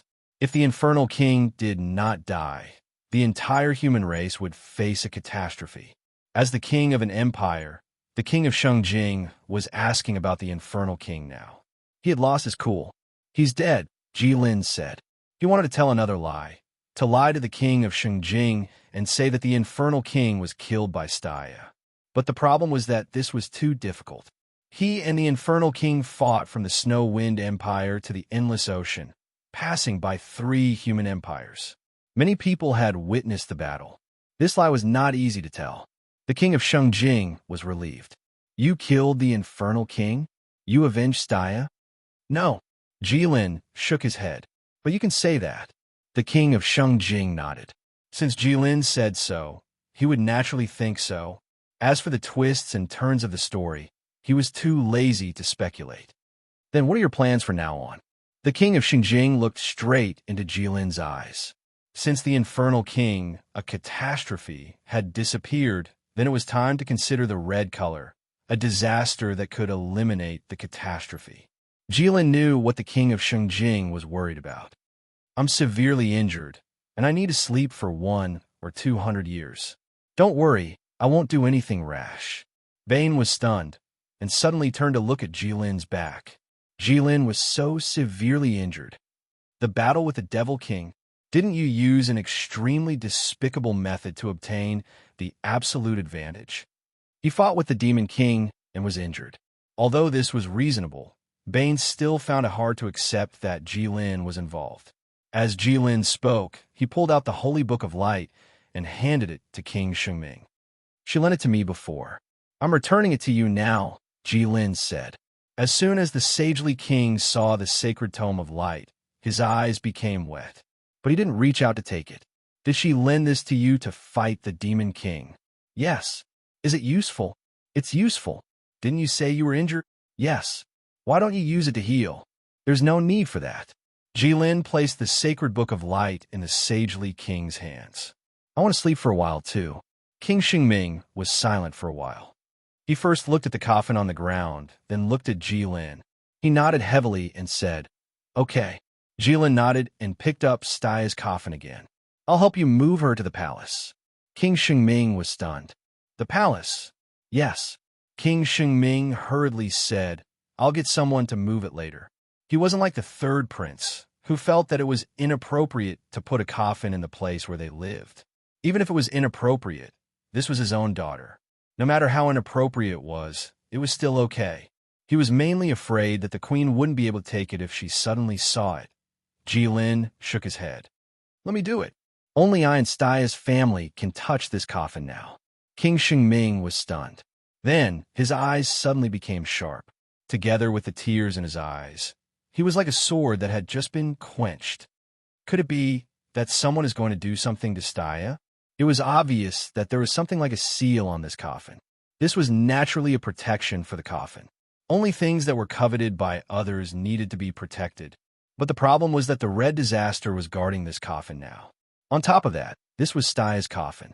If anyone dared to touch it, they would definitely suffer the craziest revenge of the Saimai Empire. Who would be so stupid to dare to do this? The answer to this question was also very obvious. Why? King Shengming's eyes were filled with madness. At this moment, he almost had the intention to go to war with the Church of Light. King Shengming looked at Bane. He had seen this young man before. He had a close relationship with Staya. Bane hurriedly said, Staya became the Holy Queen and took charge of the Church of Light because of her achievement in defeating the Red Disaster. For this achievement, the people of the Church of Light specially carved a phoenix bathed in fire on Staya's coffin. So that was it. King Shengming suddenly understood. Did the Church of Light want to scrape this phoenix down? Follow me, King Shengming said. He turned and walked toward the palace. Jilin and Bane looked at each other and hurriedly followed. Jilin looked at King Shengming's back, his eyes full of admiration. Although he had just lost his daughter and was still in great grief, King Shengming still had the decisiveness of an emperor. He was swift and decisive. What a strong person. As they walked, King Shengming suddenly said, I will use another layer of stone to cover this coffin in the future. As for the original restriction, it will be better to make it so that only you can touch it. King Shengming's voice was steady, but the weight of his determination seemed to be able to crush the earth. Jilin was stunned. Was he afraid that something would happen to his family? Thinking about it, there would not be any problems with King Shengming now. But in 100 years, King Shengming might not be the same. In the face of the huge benefits offered by the Church of Light, there was no guarantee that he would not be tempted and personally send his great-grandmother's coffin over. No need, Jilin said. I will give you 10 years, and then I will take this coffin away. It is not very safe to leave it here. King Shengming pondered for a moment. No need for 10 years. 3 months will do. Jilin was stunned again, and then said with some admiration, Okay. Jilin admired King Shengming's decisiveness. But what he did not know was that this was just a human habit. The dead had to be buried in peace. But the holy coffin was made by the Church of Light, after all. With the support of light magic, the body would not rot in it. That was why it could last for 3 months. Then where do you want to take Staya after this? King Shengming asked. Easy. I plan to build a mountain between Shengming City and Mount Gerda. This mountain is extremely dangerous and high, reaching into the clouds. There are no roads. Then I will put Staya's coffin on top and have the flying dragons guard it. How does that sound? Bane pursed his lips. He thought to himself that such a high mountain with no roads could only be guarded by the flying dragons. Not buried. King Shengming blinked. Jilin smiled and looked at the sun above his head. He did not find it dazzling because his eyes were brighter than the sun. She should be illuminated by the light for a long time. What do you think? That is good. King Shengming nodded heavily. Chapter 446. Jilin followed the Shengming king into the palace of Shengming City. When the soldiers guarding the gates saw Jilin carrying a huge coffin, they were all dumbfounded, and the long spears in their hands trembled uncontrollably. The soldiers guarding the palace were all the best of the best in the Saimai Empire's army, and their loyalty to the Saimai Empire's royal family was unquestionable. They were all ruthless people who would betray the Church of Light for the royal family. Such people were rare in the Saimai Empire, and could even be said to be 1 in 1,000. But even these elite soldiers who had been selected from 1,000 couldn't help but feel fear at this moment, because they recognized who Jilin was. At this time, it had been a few years since Jilin last came to Shengming City. A few years might be enough for humans to forget a lot of things, but a tragic event like the Red Disaster descending on Shengming City was definitely not included in that time. People's memories of it were engraved in their bones. In fact, the palace guards who had fought with Jilin back then were basically all dead. But there were always a few lucky ones who survived. The group of people who had experienced that battle and survived by luck had become veterans who abused their power. Their eyes were often filled with insufferably arrogance, and they were especially condescending. It was as if they hadn't escaped by luck from Jilin's hands, but had beaten up Jilin on the spot. It was rare to see such arrogant soldiers in the palace. So it was inevitable that there would be some curious recruits who would ask these veterans about it. The veterans, on the other hand, had a proud and somewhat fearful expression as they described the exciting experience of facing the megalosaurus head-on with their lives on the line. Most of the veterans' descriptions were meaningless exaggerations. Even the new recruits who hadn't seen much of the world could feel it. But there was one thing that the recruits felt that the veterans were not lying or exaggerating, because all of them had said the same thing about this point. That was, the red disaster could freely transform between the megalosaurus and the human form. The red disaster's human form looked ordinary, but he had a very conspicuous characteristic: golden eyes and red hair. This characteristic was too easy to recognize. Jilin's eyes didn't look like a human's. His eyes were really glowing. You could tell that his eyes were golden from 10 meters away. In addition, his hair was so red that it looked like it was on fire. Was this the greatest calamity for mankind? The soldiers guarding the door panicked. They wanted to rush forward to protect the Shengming king, but the Shengming king was too close to Jilin. The soldiers were also afraid of making a big mistake by acting rashly. Therefore, even when the Shengming king walked in front of them, these soldiers still had not figured out how to deal with him. "Open the door," the Shengming king said plainly. "Your Majesty." The soldiers guarding the gate were shocked. His eyes were filled with disbelief. "Open the door," the Shengming king said again, his tone heavy. The guard was stunned. "Open the door." With a rumbling sound, the door of the palace slowly opened. Jilin walked into the palace. The sound of his footsteps could be heard. He carefully observed the palace that was filled with white. Everywhere was white. White stones.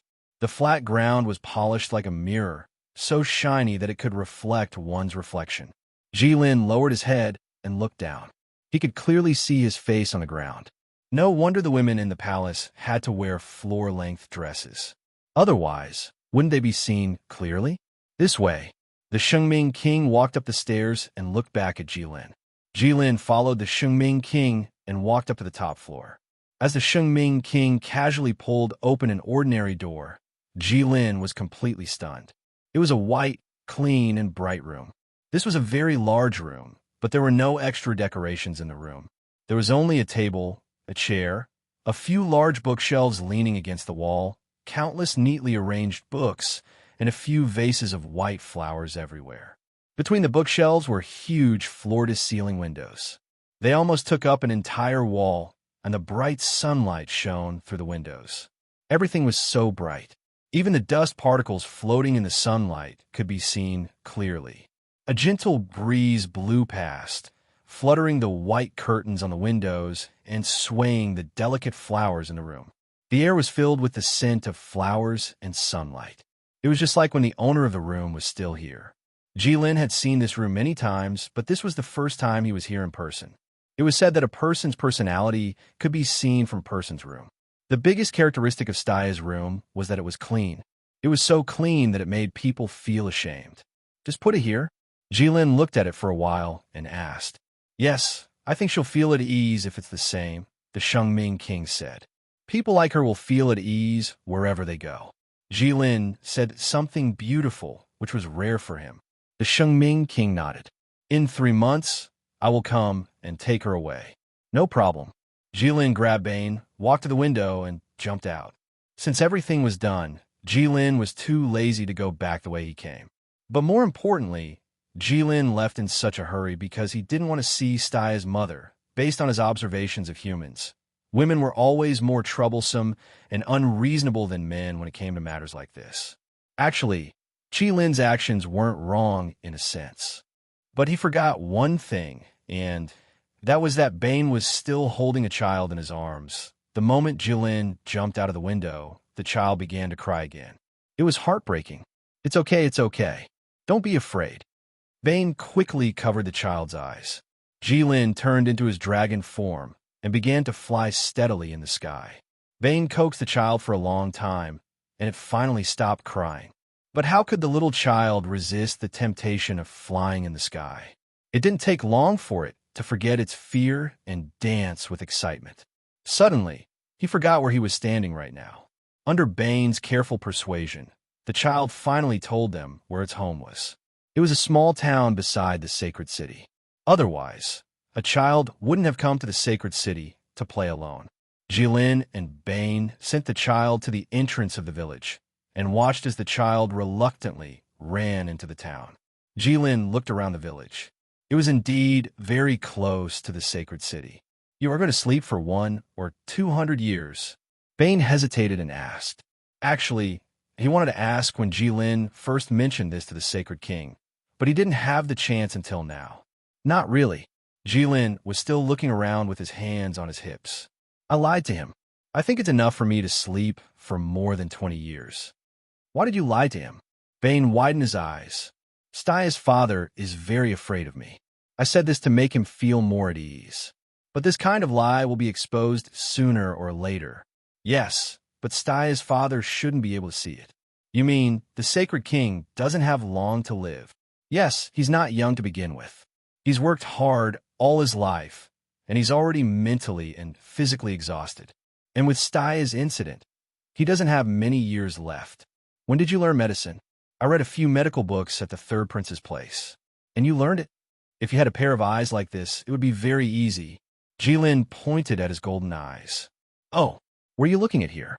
I plan to build a mountain here so that all the humans in the sacred city can see it when they look up. What do you think? I don't think that's a good idea. Chapter 447. Not so good. Jilin was stunned. Bane thought to himself, of course it's not so good. It's the mountain you're going to build, reaching into the clouds. By then, the entire sacred city will be under the shadow of that mountain. Everyone in the sacred city will be able to see Staya's tomb when they look up, not to mention the fact that the people in the sacred city don't care about the lighting. He felt that even Staya wouldn't want her tomb to be worshipped by the entire city, right? But unfortunately, what he thought was not worth mentioning in Jilin's eyes. He asked him this question purely out of habit.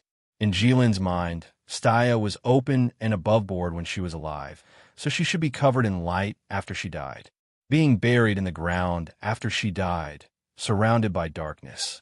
This didn't fit Staya's identity as the saintess of the light. He had to build a mountain that rose from the ground and reached into the clouds. It was extremely dangerous. Then, he had to place Staya's coffin on the top of the mountain, where it wouldn't be affected by the wind or rain, only by the sun. There was no way to go up or down in this place. As long as you didn't have wings, you couldn't go up or down. And even if you had wings, you wouldn't be able to go up from such a high height, unless you were a large bird like the golden eagle. Jilin looked around and started to think about where to start digging. Bane also walked around in a circle. He thought to himself that the Saimai Empire really had a few mountains blocking the way. Why not? Jilin was a very, very lazy creature. Or rather, most of the dragons were like that. When there were no enemies or things for them to do, they liked to lie there and not move. Jilin was willing to give Staya a mountain, which was already out of respect for Staya. She was a hero, which was very rare. He couldn't follow Bane's idea to build a mountain and do something that would benefit the country and the people at the same time. He couldn't fly so far to move a few mountains back. He chose to use local materials. Jilin transformed into a dragon and started to dig a hole in the ground. Then he pressed the soil that he dug out and piled it up. The hard soil was as soft as tofu under Jilin's dragon claws, so the work went quite smoothly. But this kind of repetitive work really tested one's patience. And Jilin happened to be an impatient dragon. On the third day after Jilin started to pile on the mountain, Bane shook his head, indicating that he couldn't stand it anymore, and went home. He hadn't returned home for a long time. It was a small mountain village with a very casual name. It was there that Staya broke into his world like a god descending from heaven. A month later, Jilin's mountain was already taller than the sacred city. Countless people from the Saimai Empire came to watch the spectacle of the megalosaurus building a mountain. In the beginning, there weren't many people, but after the first group of people returned safely, more and more people came to watch. In the end, there were people standing outside Shengming City. Even the army of the Saimai Empire was mobilized to maintain order. A month and a half later, Jilin couldn't continue this boring work anymore. He transformed into a human and went to see the king of Shengming. He asked the king to introduce him to an excellent earth elemental magician and learn some earth elemental magic. 3 months later, the tallest mountain in the world appeared beside Shengming City. People called it Saintess Mountain. Jilin used the dragon scale sword to flatten the mountain peak above the sea of clouds. First, he placed Staya's coffin on it. Then, he placed the huge square stone tablet that he found before in front of Staya's coffin to act as a tombstone. He used his fingertips to write, Saintess of the Light, Tomb of Staya. Jilin set up a restriction around the platform at the peak of the mountain to ensure that no humans who liked to climb up the mountain would climb up. At the same time, he summoned 20 flying dragons to guard the mountain overnight. He used earth elemental magic to create countless earth puppets, and they wandered around the Saintess Mountain day and night. Their mission was to attack all living things on the Saintess Mountain except for the flying dragons. It was a success. After the mountain was completed, Jilin flew back to the Red Dragon Palace and briefly dealt with Sing, the king of dwarfs, and Bat-Tel. Jilin lay on a gold pile. He didn't fall asleep immediately.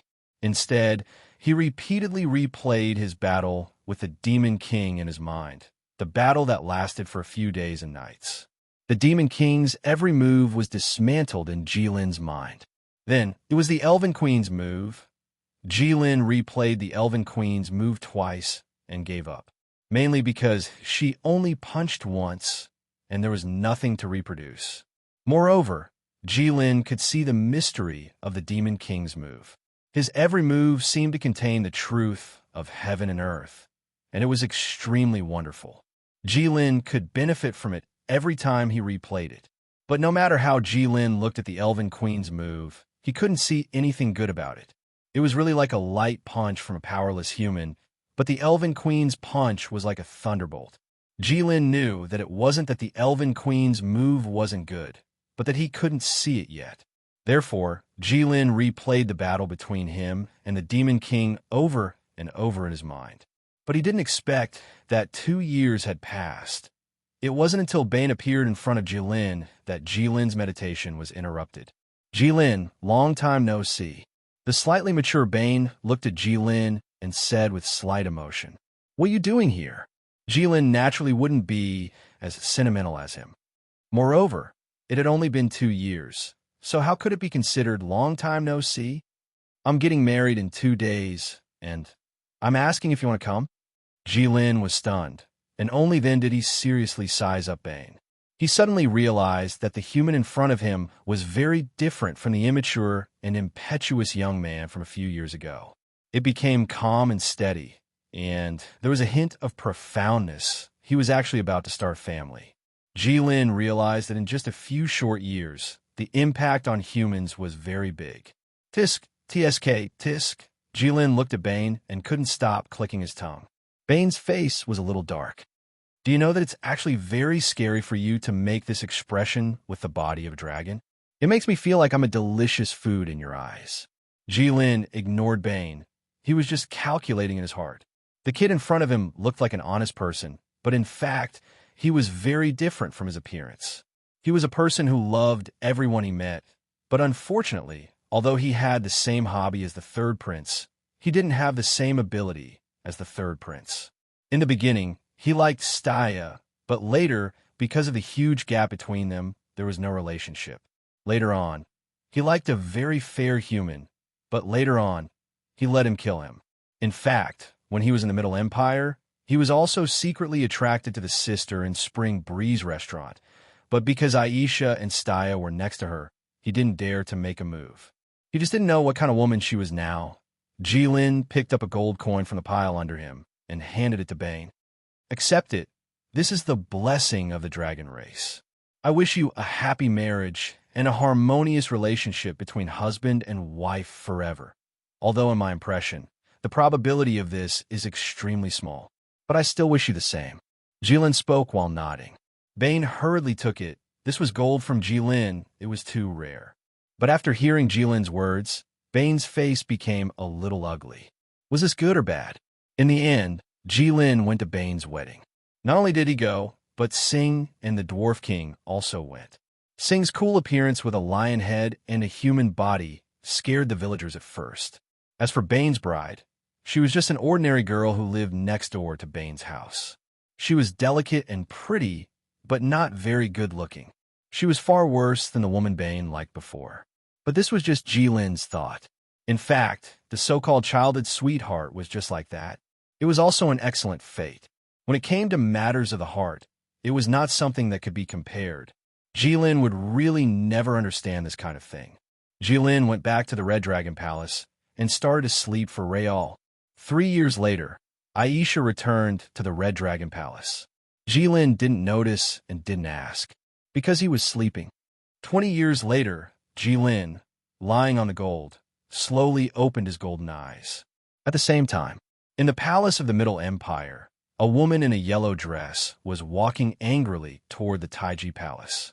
The guards in charge of guarding the palace could only blink and pretend they didn't see her when they saw her going straight to the main hall of the palace. Because this girl was the first princess of the Middle Empire, Li Wuyo. Chapter 448. Time flew by, and the years passed. Time was like an extremely fast river, washing everything in the world. It flowed gently, and inconspicuously. But with her departure, the world became like a sea turning into mulberry fields. The people of the world quietly changed a few times. The third prince was now middle-aged, carrying the huge Middle Empire on his shoulders. He spent all day lying on his desk, dealing with a myriad of affairs. Ever since Jilin piled up that mountain, there had been no news of him for 20 years. In other words, humans had been stable for 20 years. The various empires had more or less recovered. Logically speaking, since the third prince now had the invincible power of the human emperor, he should have done something. But that was not the case. Humans ushered in an unprecedented 20 years of peace and stability, because everyone knew that the Red Disaster was not dead. At this time, humans were fighting to the death. Even if someone could unify the human race, it would be meaningless if they did not get rid of the Red Disaster.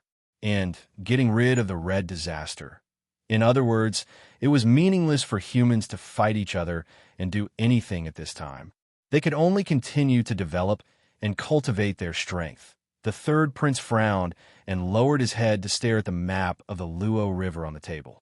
He stroked his 3-finger-long beard with one hand, while his other hand slowly moved along the Luo River on the map. "Your Majesty, the tea is cold." The eunuch standing behind the third prince saw that the teacup on Zitong's desk was no longer steaming. He leaned over to the third prince and whispered softly.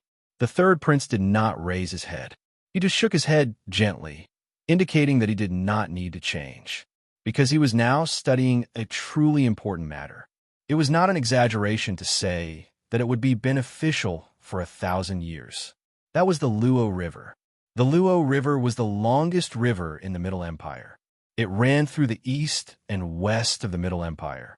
Many people in the Middle Empire relied on this river for irrigation. But everything created by the heavens had advantages and disadvantages.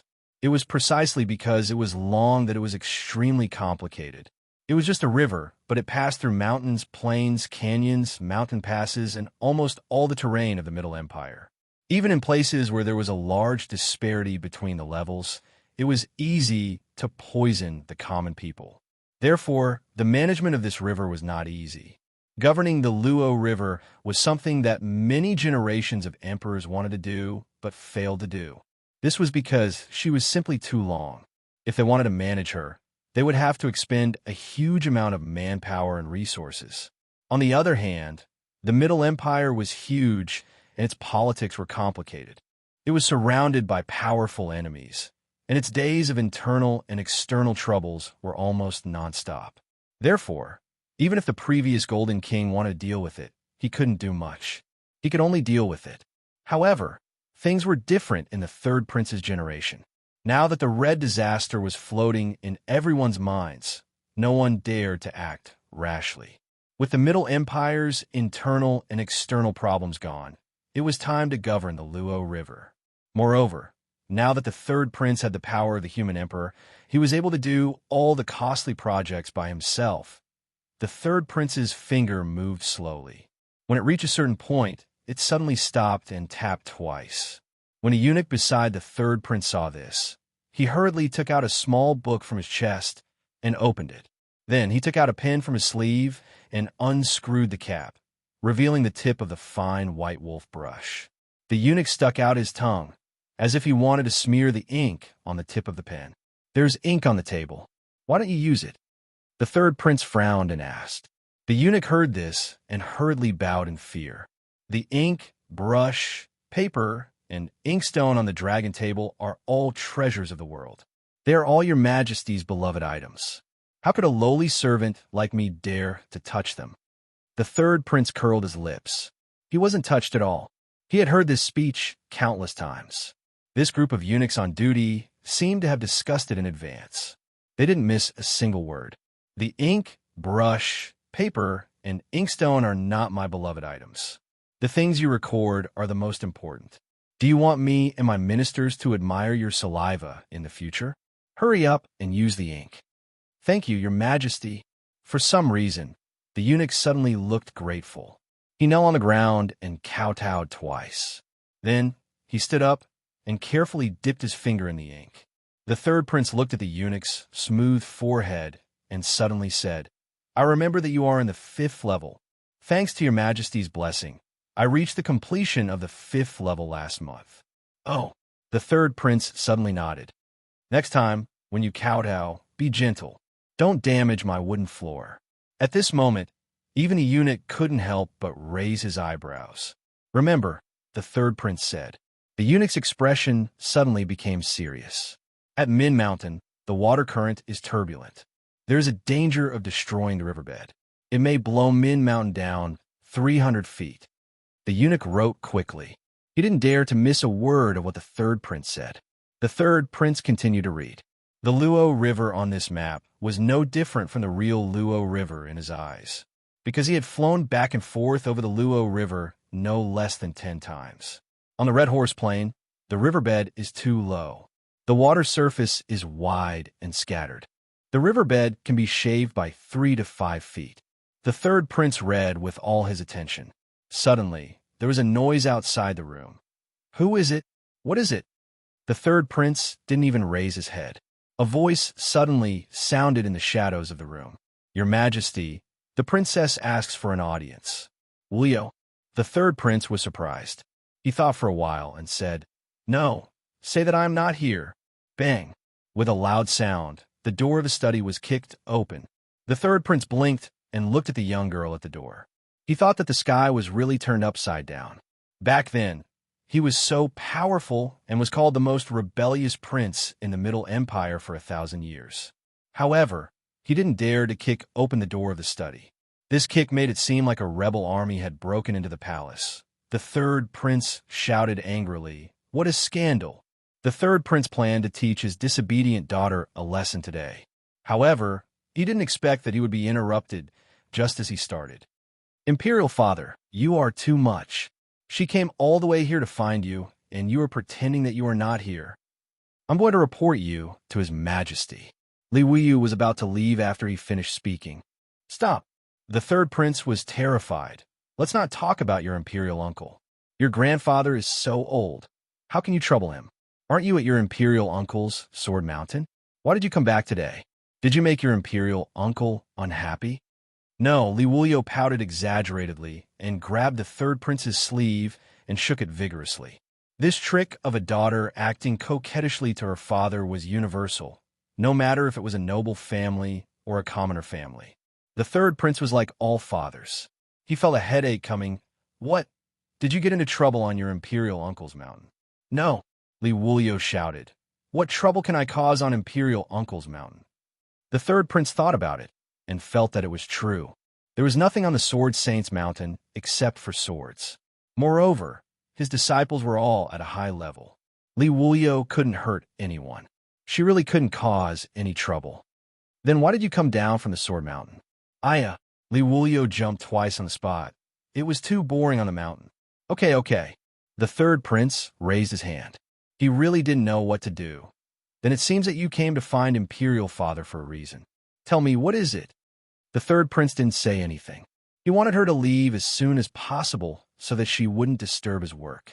However, when he thought about his daughter's personality, he decided not to say anything.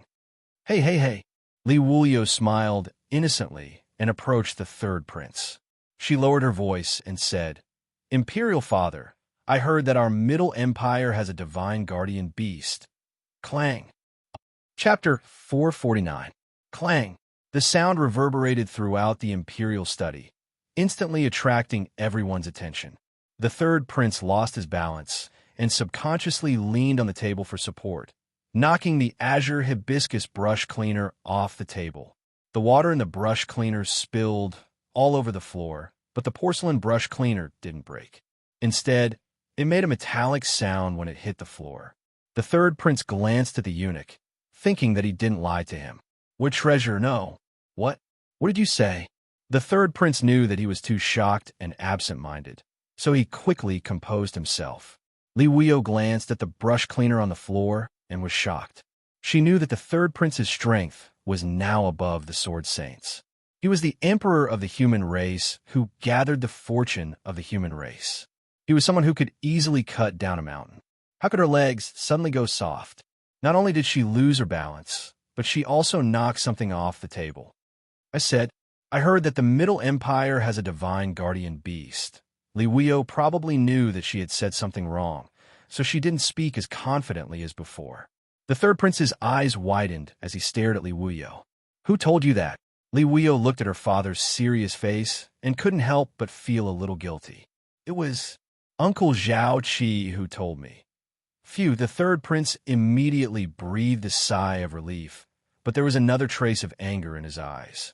Since it was Zhao Qi who said it, it meant that no one with ulterior motives wanted to harm the princess, so it wasn't a big deal. But what made him angry was that Zhao Qi could have said anything to the princess, but he had to say this. Didn't he know that Brother Long was a ball of fire that ordinary people couldn't touch or touch?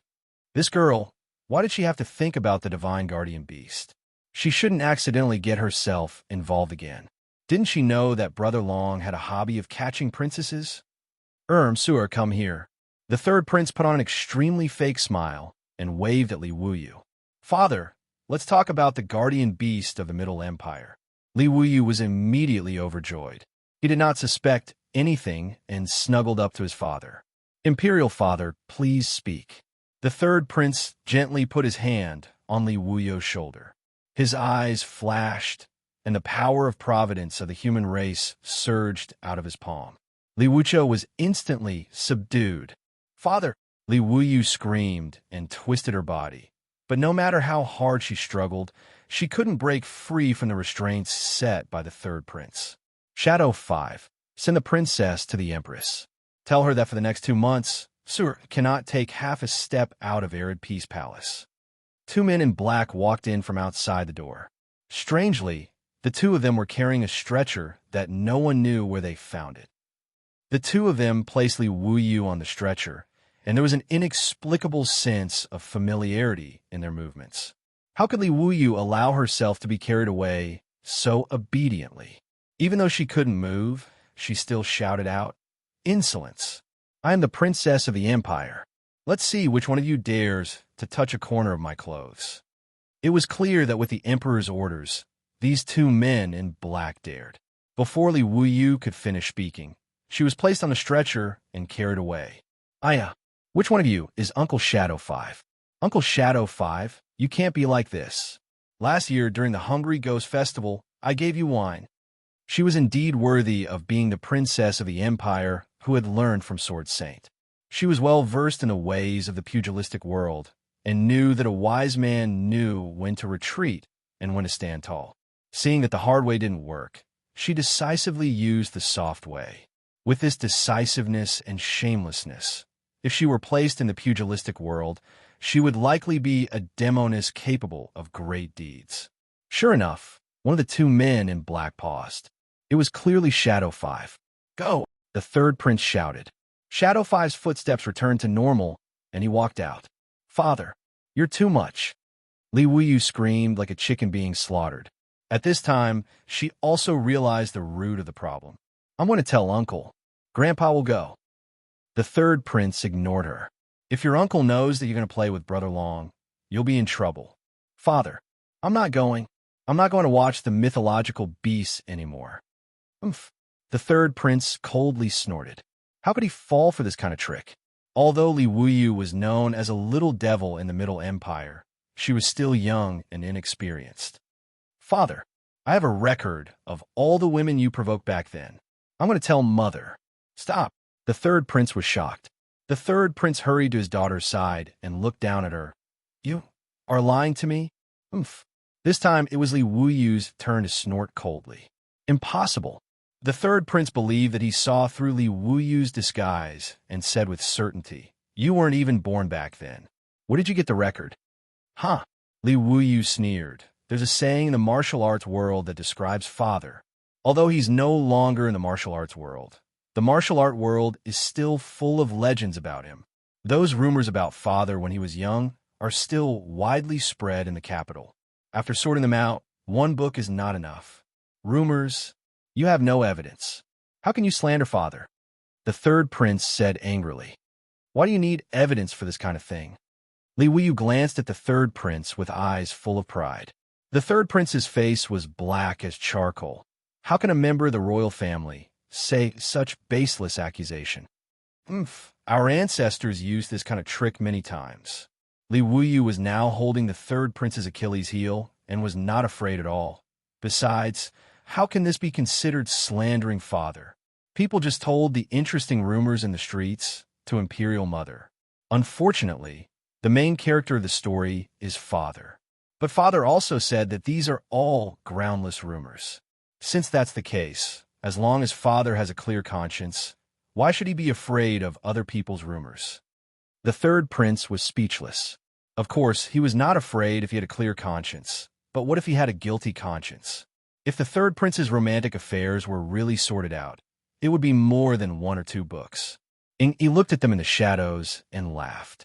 He thought that the third prince lived a wanton life. How many people advised him not to listen? Now, he finally got his retribution, right? The third prince's face turned red and green. Finally, he slammed the table and said, Call Wuyo here. Why do you call Wuyo? A gentle female voice came from outside the door. The third prince's body suddenly stiffened. Wuyo's homework today is not over yet. Look, his sister is not in a hurry. Accompanied by a pleasant voice, a dignified woman walked in from outside the door. She was wearing a red phoenix robe. She was the empress of the Middle Empire, Xueqing. Greetings, your majesty. The shadow guard and the eunuchs all knelt down and saluted. Rise. The empress raised her hand slightly and then asked casually, I heard that Wuyo is back. Where is he? Then she saw Li Wuyo lying on the stretcher. Li Wuyo grinned widely at Xueqing, showing his teeth and showing an extremely innocent smile. He called out sweetly, Imperial Mother. There was no trace of the arrogance and rudeness that she had when talking to the third prince. The third prince wailed in his heart. It's over. Chapter 450. What is going on here? Xueqing looked sternly at the third prince. The third prince's heart shook. This child is too outrageous. The third prince decided to complain first. How is it outrageous? Untie the child first. Xueqing said angrily. The third prince glared at Li Wuyo. You don't know. This child wants to inquire about Brother Long out of boredom. Hurry and take her away. Don't let her leave the room for 2 months. No matter what she says, don't listen and don't believe it. Third young master raised his hand and untied Li Wuyo. Li Wuyo used all his strength to stick out his tongue at third young master in an extremely provocative manner. Look at how spoiled this child is. Does she have any manners? The third prince said angrily. But his anger, no matter how one looked at it, was a bit of cowardice. Xueqing and the third prince had been married for more than 20 years. The husband and wife had a harmonious relationship. She naturally knew the third prince's actions like the back of her hand. She could see the abnormality of the third prince at a glance. She felt it was strange, but there were so many people here that it was not good for her to ask. She could only secretly glare coldly at the third prince. The meaning was clear. Don't blame everything on me. Who was the one who said that Wuyo was the future emperor and needed to be properly disciplined, and that there was no need for Wuyo? I'll let girl play around all day. Now that she has become so wild, it is my fault. Ahem. We still have important military matters to consider. Quickly take Su'er and withdraw. The third prince understood Xueqing's meaning and shrunk his neck. He knew that he was in the wrong. He gave a dry cough and avoided the topic. The empress snorted softly but still elegantly bowed. She said, "This concubine bids farewell." Then she left with Li Wuyo. Before Li Wuyo left, he didn't forget to make a face at the third prince. The third prince let out a long sigh in his heart. It turned out that having a large number of children in the royal family was not without its benefits. In my generation, I have dozens of brothers and sisters. Who would dare to be as arrogant as imperial father? Of course, other than himself. However, at that time, it was because he did not want to be the emperor. There was another more important reason, and that was because his uncle was the sword saint. With this layer of relationship, who would dare to not give in to him? Including his father, the emperor. But he didn't expect that Li Wuyo's granduncle was also a sword saint. Now, it was his turn to give in. Ever since Li Wuyo and Li Wuyo were born, the sword saint had been treating him with disdain. It seemed that the saying in the Middle Empire was not without reason. "Your Majesty, Crown Prince Li Wuyo requests an audience." The third prince was immersed in his own complaints when he suddenly heard the eunuch beside him say this. "Wuyo, his morning class is over?" The third prince was surprised. "Let him in." "Yes." After the eunuch left for a while, a young man wearing a golden robe walked in. This young man's face was 90% similar to the third prince's. At first glance, if it wasn't for the fact that the third prince's face had more vicissitudes of life, most people would probably think that they were the same person. But other than his face, this young man did not resemble the third prince in the slightest. The third prince was young and dissolute. He lived in the red light district for a long time and had a ruffian aura about him. When he stood there, no matter how straight he stood, he would still feel loose and casual. But this Li Wuyo was different. Wherever he stood, he was like a statue that was erected there. His eyes were straight, his back was straight, and his every movement was in accordance with etiquette. It was no exaggeration to say that even his every step was the same size. Li Wuyo was quiet since he was young and did not like to play with his younger sister. He would often flip through an obscure scroll and read it for an entire day. In terms of reading, Li Wuyo could be called a genius. He was familiar with all kinds of books in the Middle Empire since he was young. Even Ouyang Ju, who was over 100 years old, had praised him as a teachable child. Moreover, this person was mature despite his young age. He was praised by the entire Middle Empire for his way of dealing with people. Serious, honest, and methodical. Looking at this kind of child, the third prince was a bit worried. He was afraid that this child would bear the burden of inheriting the Middle Empire from a young age and become a fool when he grew up. But other than the third prince, everyone in the court unanimously believed that Li Wuyo was the hope of the empire. He would definitely be the future emperor. As for the current emperor, it would be great if he could step down early and allow the crown prince to achieve great things. The rumors were said to have come from the mouth of the current emperor emeritus, Li Zhang. This son greets imperial father. Li Wuyo's formal bow made the third prince feel as if he was holding a court meeting in Taiji Palace. Generally speaking, the crown prince did not need to bow so formally in private. "You arise. What business do you have with imperial father?" Imperial father, the minister of works, He Ji Huan, is on the southwest river. This son has read it twice and feels that it is acceptable, so I specially asked imperial father to take a look. The southwest river. The third prince took the memorial from Li Wuyo and flipped through 2 pages. Since Li Wuyo said it was acceptable, then it was acceptable. In that case, let the memorial be approved and the Ministry of Revenue will allocate the funds. "Yes, Your Majesty." The eunuch bowed. Is there anything else, Wuyo? I just heard that younger sister came to Imperial Father. She came to see you. Oh, Wuyo was taken away by your Imperial Mother. In that case, forgive this son for taking his leave. Wait, Imperial Father? Wuyo, you're 20 this year, right? Imperial Father, I am 20. Oh, it's time to get married. Li Wuyo's body trembled, and he did not speak. As the saying goes, a country cannot be without a ruler for a day. The crown prince should also choose a crown princess as soon as possible. Do you have a woman you like? Imperial Father will arrange it for you. It is up to Imperial Father to decide, Li Wuyo said without any emotion. The third prince was taken aback, and then a burst of anger rose in his heart. How can Imperial Father decide for you on this matter? This is a major event in your life. Li Wuyo blinked, not knowing why the third young master was so angry. The parent's order and the matchmaker's words are the rules that have been passed down for thousands of years. There is nothing wrong with it. How can it be wrong in Imperial Father's eyes? The third prince waved his hand. I don't care. Quickly mention someone to me today. Li Wuyo immediately lowered his head and pondered.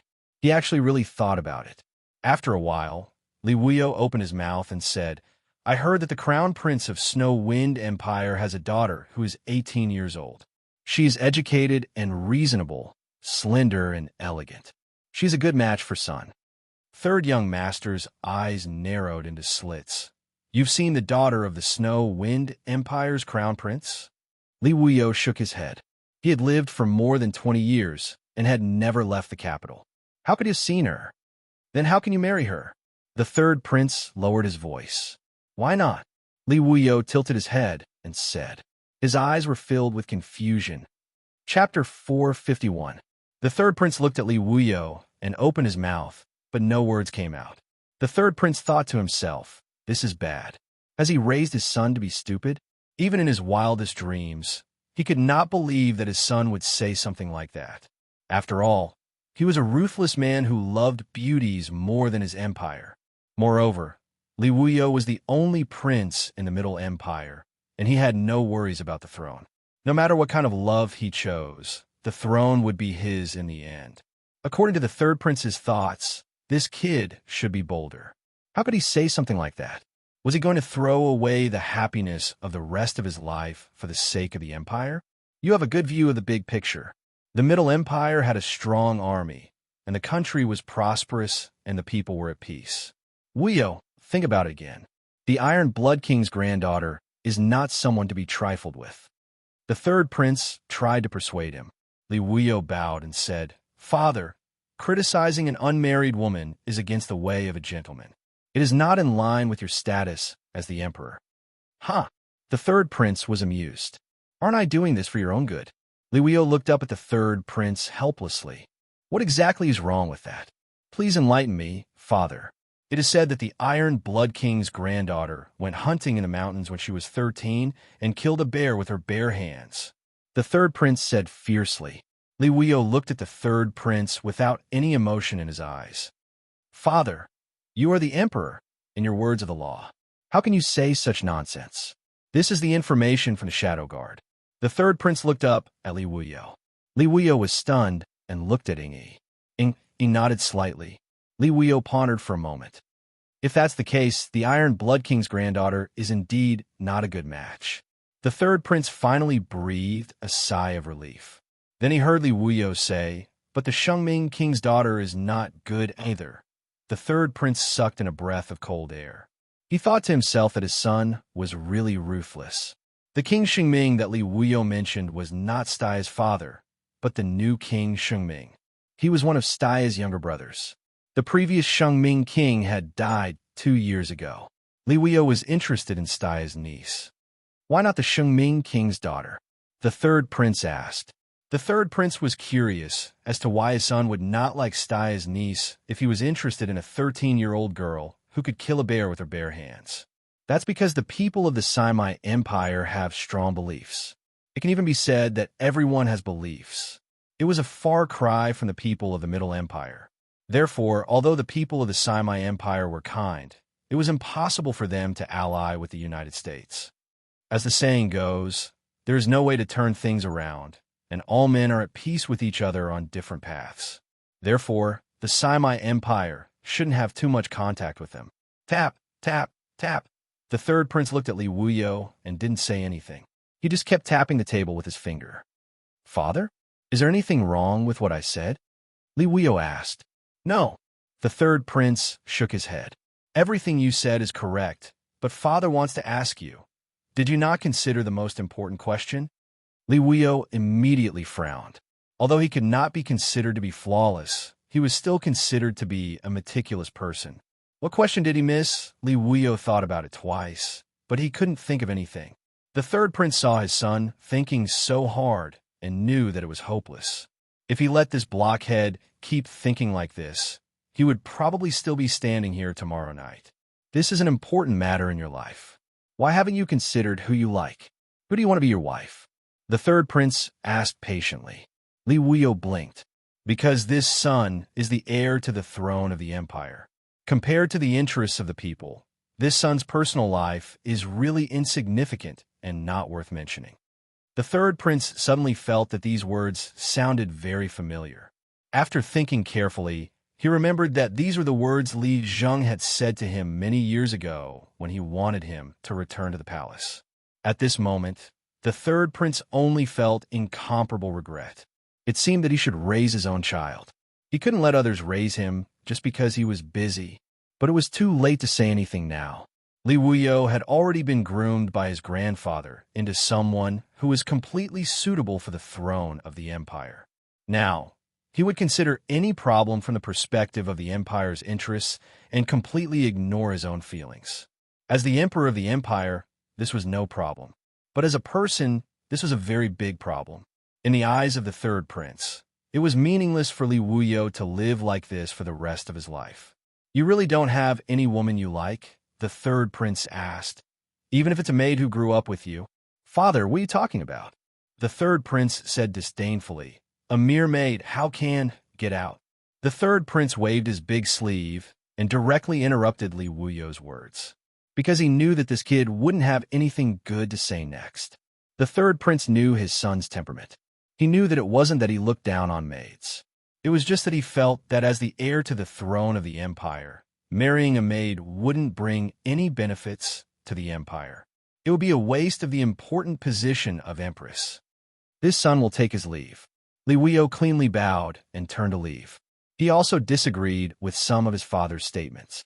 It seemed that people who walked different paths could not make plans together. It seemed that this could also be used to describe this father and son. The third prince looked at Li Wuyo's departing figure and rubbed his temples with a headache. He sighed and turned to study the river diagram of the Luo River. This was also the reason why he couldn't change Li Wuyo's mind. Time passed, and things changed. The third prince was no longer in the position to tell Li Wuyo that he should live freely in this world. At the same time, in the imperial garden of the Middle Empire's imperial harem, the spring water of the jade, cleansing spring, was still flowing. The mossy round stone that Bane stepped on to practice his sword was still standing in the spring water. The imperial garden was still filled with the fragrance of all kinds of exotic flowers. It was just that the people in charge of taking care of the garden had completely changed. As time passed, things remained the same, but people changed. Indeed, the faces of the people were gone, but the peach blossoms were still smiling in the spring breeze. But young people full of vigor wouldn't have so many emotions when looking at these old sceneries. They would only feel that the sceneries here hadn't changed for many years and that it was gloomy. Tell me, Xueqing sat on a stone bench in the pavilion, gently put down the freshly cleaned porcelain cup, and looked at Li Wuyo. This? Li Wuyo stood to the side obediently, his hands moving in front of him. Tell me what? Tell me why you ran down from the Sword Mountain. Uncle has been in seclusion recently, and Uncle Zhao Qi is the current leader of the Wulin Alliance, so he's not on the mountain for a long time. Who would play with me? I was bored to death. So you went to find the guardian beast of the Middle Empire because you were bored. Hee. I heard that the guardian beast of the Middle Empire is a godly dragon. I haven't seen a godly dragon yet. Mother, have you seen one? Me? Xueqing's eyes narrowed. She suddenly remembered the golden-eyed young man who often stayed by the third prince's side and occasionally came to her cloth shop to check on her. She also remembered the huge red shadow that covered the entire capital. The most powerful dragon-level warship in the Empire was like a child's toy in his hands. He was the one who put the third prince on the throne. Seriously speaking, if it weren't for him, she might not have become the empress. Of course, I've seen it. Oh, is the godly beast very powerful? Of course. How powerful? It's invincible, Shueqing said lightly. She had never seen the elf queen or the demon king, so she naturally thought so. No way. Li Wuyo didn't believe it. It's more powerful than Uncle? Li Wuyo had thought that the sword saint was invincible since he was young. Yes, Shueqing said. Mother, I want to see the godly beast of the Middle Empire. Li Wuyo shouted. Shueqing was silent for a moment, and then she actually thought about it seriously. She looked at Li Wuyo and said softly, Okay. Chapter 452. When the third prince asked Shueqing to take Li Wuyo away, he would never have imagined that Shueqing would say such a thing. If the third prince was here, he would definitely jump up. Then, he would spit out a string of complaints. Don't you know what kind of person Brother Long is? Don't you know how Staya ran away from home? I've only heard of sending a sheep to the tiger's mouth, but I've never heard of sending your own daughter to the dragon's mouth. Mother, what did you say? Li Wuyu's eyes suddenly lit up with surprise. You agree? Yes. Shueqing nodded lightly. Logically speaking, Brother Long is your uncle and your father's great benefactor. Even the smooth marriage between your father and I was thanks to him. Our relationship is indeed deep, but you and Wuyo haven't seen Brother Long since you were born, so it's really inappropriate. Since you have this intention, then it's only right for you to pay a visit. By the way, you can also pay respect to an old friend on behalf of father and mother. Pay respects? Li Wuyu blinked. May I ask, Mother, which old friend is it? Where's the grave? Is it easy to find? It's easy. She is the Holy Queen of the Saimai Empire. As for her grave, it's easy to find. Go to the west, out of the Middle Empire, and you'll see the highest mountain. Li Wuyu curled his lips, thinking that it would be strange if he could find it based on this sentence. At that time, there would be mountains everywhere, and all the mountains in front of him were quite tall. How would he know which one was the highest? Don't go to the wrong mountain and pay respects to the wrong grave. That would be very awkward. Huh. Li Wuyu froze for a moment, and then he realized what his mother had just said. Mother, what did you just say? Out of the Middle Empire? Yes. This. I want to see the guardian beast of the Middle Empire. It's not convenient. Who said it's not convenient? It's convenient. Mother. Mother, could it be that the Middle Empire's guardian beast isn't in the Middle Empire? Who said that the guardian beast of the Middle Empire is going to be in the Middle Empire? Where is it then? West. Saimai Empire? That's on the way, but why? Further west. Further west. Could it be the western border of the Saimai Empire? It was said that this was the border between the human race, the fire demon race, and the dwarf race. Could it be that the divine beast is guarding the borders of the human race and suppressing the fire demon race and the dwarf race for the human race? Block the entrance to the demon realm and defend against the demon race for the sake of the common people? During the 20 years that Jilin had been asleep, various non-human forces had developed rapidly. They had all stepped onto the world stage and entered the vision of the vast majority of humans.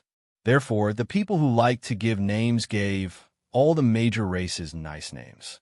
The remaining true humans in the north were known as the ice demons.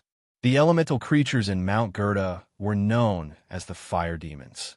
The orcs in the south were known as the orcs. However, the sea race in the endless ocean were known as the water demons. The latter two were still fine, but the fire demon race and the ice demon race knew very little about them and were very wary of them. Humans saw them as a threat. They always suspected that they were eyeing humans covetously and would attack them one day. This kind of persecutory delusion was an old illness of humans. However, the sad thing was that this delusion often came true, so they called it preparing for a rainy day. This illness of humans was getting more and more serious, and even the royal family was no exception. Xu Etching pondered for a moment, not knowing how to explain this to her daughter. Although there are some differences, you can understand it this way. From the results, it seemed that Jilin had indeed controlled the fire demon race, the sea race, and the beast race by himself so that they could not easily invade the human race. However, the problem was that the several changes 20 years ago, when the strength of the various races increased greatly and they took away a large portion of the human race's territory, it was all because of Jilin. Oh, the divine beast of the Middle Empire is really powerful. Li Wuyu did not suspect anything and nodded repeatedly, her eyes shining with wisdom. She praised loudly, "But mother, how can I go so far?" Li Wuyu's expression changed from joy to worry. Although she was lawless, she also knew that she was a princess of a country. If she were to openly pass through the Saimai Empire, it would not be a small matter. Moreover, if she were to walk such a long path, her father and mother would definitely send guards to follow her. At that time, it would be a waste of manpower and money, and she would feel bad. More importantly, Li Wuyo had been following the Sword Saint for many years, so it was inevitable that he would be influenced by the Jianghu habits. She thought to herself, I, heroine Li, am the last disciple of the Sword Saint, a well-known figure in the Jianghu. Even if I can't be alone in the Jianghu, it's fine to be free and unrestrained, but what's with being followed by a bunch of lackeys of the imperial court? If this spread out, wouldn't my reputation as a heroine be tarnished, and people would laugh at me? Li Wuyu thought with a bitter face. On one hand, she wanted to go to the Saimai Empire, but on the other hand, she was afraid that it would be too ostentatious and tarnish her reputation. At this time, if Zhao Qi was present and knew what Li Wuyu was thinking, he would definitely say, "That's not necessary." Because Li Wuyu had no reputation in the Jianghu, the title of heroine was nonsense. Although she had done heroic things before, it was always a weekend. In the end, it was either the disciples of the Sword Mountain or the people of the Shadow Guard who had to deal with the aftermath. "Don't worry, I have a way to send you there," Xu Etching said with a smile. "Mother, you have a way?" Li Wuyu's eyes widened. "Of course. Otherwise, the Middle Empire is thousands of miles away, and your father doesn't allow you to go, let alone your uncle. How can I let you go alone? Mother is the best. How can I go?" "Wait." After saying this, Xu Etching got up and walked to her bed. She gently pressed on a corner of the bed. Kacha! A secret compartment popped out from the bedside. Li Wuyu's eyes widened. He didn't expect that there would be such a mechanism in his mother's bedroom. Xu Etching took out a brocade pouch from the secret compartment and handed it to Li Wuyu. "Mother, this is? Take a look." Li Wuyu couldn't wait any longer. After hearing Xu Etching's words, how could he wait any longer? He opened the brocade pouch and looked inside. A purple-black crystal was lying in the brocade pouch, emitting a faint light. "Mother?" Li Wuyu naturally couldn't see what this crystal was and became more and more puzzled. Although this crystal looked precious, where was this place? This was the Middle Empire's Imperial Palace. There were countless treasures in the Imperial Palace that were more precious than this crystal. How could this thing be worth the mother of the country, specially set up a mechanism in her room to store it? "This was specially given to me by a friend during my wedding with your father. He was afraid that I would encounter misfortune in the Imperial Palace." What a joke. What misfortune could my mother encounter in the Imperial Palace? Xu Etching smiled, but didn't say anything. The Imperial Palace was absolutely safe for the third prince. But for everyone else, it was the perfect place to get into trouble. Otherwise, how did the third prince's mother die? That was the Sword Saint's sister. Kacha! Xu Etching picked up the crystal and threw it on the ground. The crystal shattered, but a small magic array suddenly appeared out of thin air.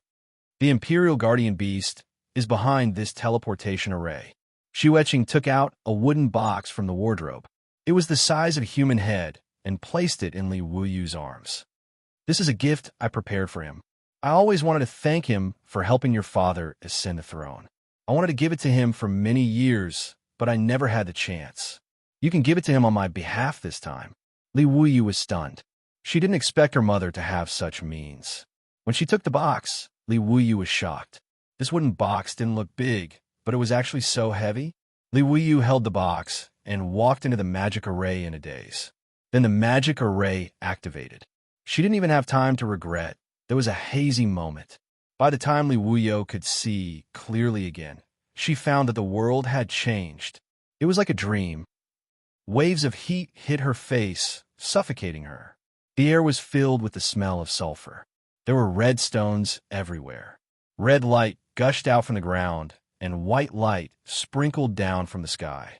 This seemed to be a cave, but the walls of the cave weren't made of stone. Instead, they were extremely dazzling 7-color glass. Looking forward, huge piles of golden mountains filled his eyes. Even though Li Wuyu was a princess, she had never seen so much gold. Where is this? Was this the #1 treasure in the world? Gold everywhere. Just as Li Wuyu was about to drool, the biggest gold mountain suddenly moved. Countless gold coins and gold bricks slid down. In the space where the gold coin fell, a huge golden eye was revealed. Chapter 453. A deep and majestic voice sounded from within the golden mountain. The sound of crashing waves suddenly sounded from within the huge cave. Hua! Hua! Raging waves crashed against the shore.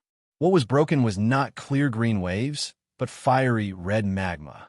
That was the source of the red light that was gushing out from underground. Li Wuyu was shocked. Just the sound alone was enough to cause the entire underground lava lake to churn violently. What kind of monster was this? Li Wuyu did not know what it was, but she could tell from the huge golden eyes that it was. It was definitely not a human. This was actually nonsense, but Li Wuyu had already been scared out of her wits, and her brain could only come up with this useless information.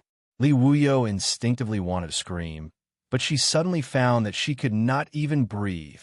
Just as Li Wuyu's face was flushed red and she was about to suffocate, a purple light suddenly descended from the sky and enveloped her.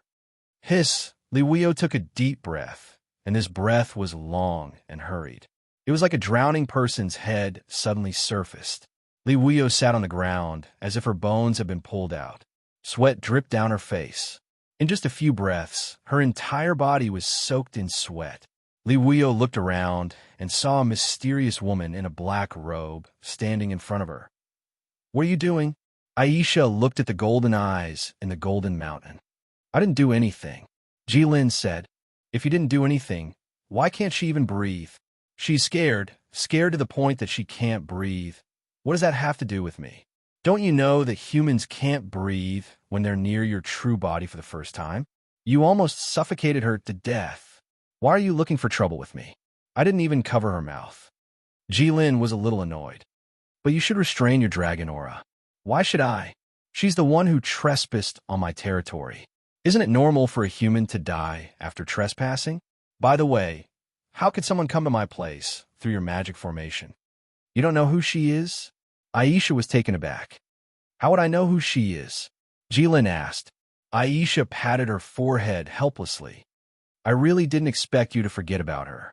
Aisha pointed at Li Wuyu and slowly turned around. "She's not." Aisha's voice stopped abruptly, because he saw Li Wuyu's face. The expression on Aisha's face instantly turned into one of shock. "Who are you?" After saying that, Aisha was stunned because Li Wuyu's eyebrows looked vaguely familiar. Aisha frowned and thought for a moment. "Are you Xueqing's daughter?" "Yes." Li Wuyu looked at Aisha, and his intuition told him that she was the owner of the purple crystal. Xueqing's daughter? Jilin was taken aback and carefully looked at Li Wuyu. Li Wuyu's hair stood on end. "You do look a bit like the third prince. It's only been a few years, and the third prince's child is already so big. Humans are really amazing. Can't you get out of this pile of gold?" Aisha couldn't stand it anymore. "No," Jilin said in a muffled voice. The dwarves had spent a lot of effort to bury him. I'm the princess of the Middle Empire." "Li Wuyu, are you the guardian dragon of the Middle Empire?" Li Wuyu looked at the two of them bickering and felt a lot more relaxed. Only then could he muster up the courage to speak. The air suddenly became dead silent. Jilin looked at Li Wuyu and wondered if this person was stupid. Why didn't she die from the heat? Jilin looked at Aisha. This is the protection I left for Xiueqing. She doesn't have any cultivation, so of course I can't let her die from the heat, Aisha said. How can you be so kind? Jilin certainly didn't believe that Aisha would do such a thankless thing. Aisha was silent for a moment. It's Staya's arrangement. Jilin was silent for a moment. He knew that with the relationship between Aisha and Staya, Aisha wouldn't do whatever Staya said. There must be some twists and turns in the process. But Jilin didn't want to ask about the details. That was the power of death. What did she say? Jilin changed the topic abruptly. She asked if you were the guardian dragon of the Middle Empire. Aisha repeated expressionlessly. No, before that, Jilin said again. Sigh. Aisha sighed helplessly. She knew that Jilin could remember what Li Wuyo said, but she still wanted to play with these boring things. She said she is the princess of the Middle Empire. Princess, Jilin muttered in his heart. What are you doing here? Jilin looked at Li Wuyo. Li Wuyo was on the verge of tears. She had only come here out of curiosity to see the Central Empire's divine beast. She didn't want to do anything here. She just wanted to go home. This nation protector divine beast was too frightening. But since Jilin asked, Li Wuyo could not answer. This Duke, I am here on my mother's orders to pay a visit to Uncle Long. My mother also asked me to bring a gift. It's just a small gift to express my sincerity. I hope Uncle Long will kindly accept it. Li Wuyo's words were full of twists and turns, and she changed her words again and again. Li Wuyo was indeed worthy of being called a member of the Jianghu. She had mastered the ability to steer according to the wind, and a wise man knew when to retreat. She originally wanted to maintain her status and say, I am the princess. However, when she saw Qi Lin's reaction, she cleverly changed the way she addressed herself. Then, she recalled that her imperial father and imperial mother both addressed the divine beast protector as Brother Long. Although she didn't understand, she still resolutely addressed him as Uncle Long. Although she didn't seem to have much integrity, considering that it was her first time meeting Jilin, it was already impressive that she could speak. She was indeed the princess of the Middle Empire, the heroine, Li of the Jianghu. Uncle Long. Jilin felt strange. What did Xiueqing ask you to bring? Jilin asked. Li Wuyo hurriedly picked up the box beside him and opened the lid. A golden light almost flashed into Li Wuyo's eyes. It was actually a box full of gold. No wonder it was so heavy, Li Wuyo thought. But when she looked around, her heart couldn't help but sink. There were mountains of gold everywhere, and it was rare in the world. She was sitting on so much gold, and her mother asked her to bring such a small box as a gift. Although it wasn't a small amount, it was really the tip of the iceberg compared to the other party. It would be strange if the other party was interested in it. The reality was beyond Li Wuyo's expectations. A huge red claw suddenly stretched out from the mountain of gold. It was covered in dense scales, and its nails were sharp and ferocious. Before Li Wuyo could scream, Qilin nimbly and swiftly took away the box in Li Wuyu's hand. Like a snake hunting for prey. Huh? Niece, you are too polite. You came. Why did you bring something? How can your Uncle Long not feel embarrassed? I shouldn't have. Jilin's hearty laughter rang out from the mountain of gold. The dragon's aura that had been pervading the air suddenly disappeared. Chapter 454. Ha ha. Jilin's fake hearty laughter rang out in the primal chaos temple. The tremors caused the rubble on the dome to fall. Ah! Li Wuyo was instantly thrown into disarray. She looked at the seemingly endless mountain of gold in front of her and thought about the small box she brought with her. She thought to herself, do you really like it? Do you have to be so happy? Weren't you still so dignified before? Why did you suddenly become so amiable? You changed so quickly that I can't accept it. Although Li Wuyo was a little disgusted, at least her life was not in danger now. So she didn't complain. But how should she say this Uncle Long? Li Wuyo looked at the mountain of gold in front of her and gnashed her teeth. This is a person with great wisdom. No, a dragon. At least he knows that if you don't take a few steps, you won't be able to reach 1,000 miles. He was much better than those people who didn't know north, south, east, or west just because they had a little money. They didn't care about a few dozen taels of silver. Look at this person's mentality. No matter how small a mosquito is, it's still meat. A huge mountain of gold suddenly collapsed, turning from a high pile into a flat ground. Li Wuyu was dumbfounded. How did a mountain of gold disappear into thin air? Then, she heard the sound of gold coins colliding, and a red-haired young man in simple red clothes climbed up from the mountain of gold. Jilin walked to Li Wuyu's side and patted her shoulder lightly. As expected of the daughter of the third prince, this niece is not bad. Jilin grinned. Aisha's face was full of black lines. She didn't know when Jilin learned the human language. Polite but meaningless. Without friendship, it was just a formality. Hello, Uncle Long. Li Wuyu pretended to be innocent and smiled sweetly. She now knew why her father and mother called the country's guardian beast Brother Long. So he could actually transform into a human. And other than his hair and eyes, he was no different from a human.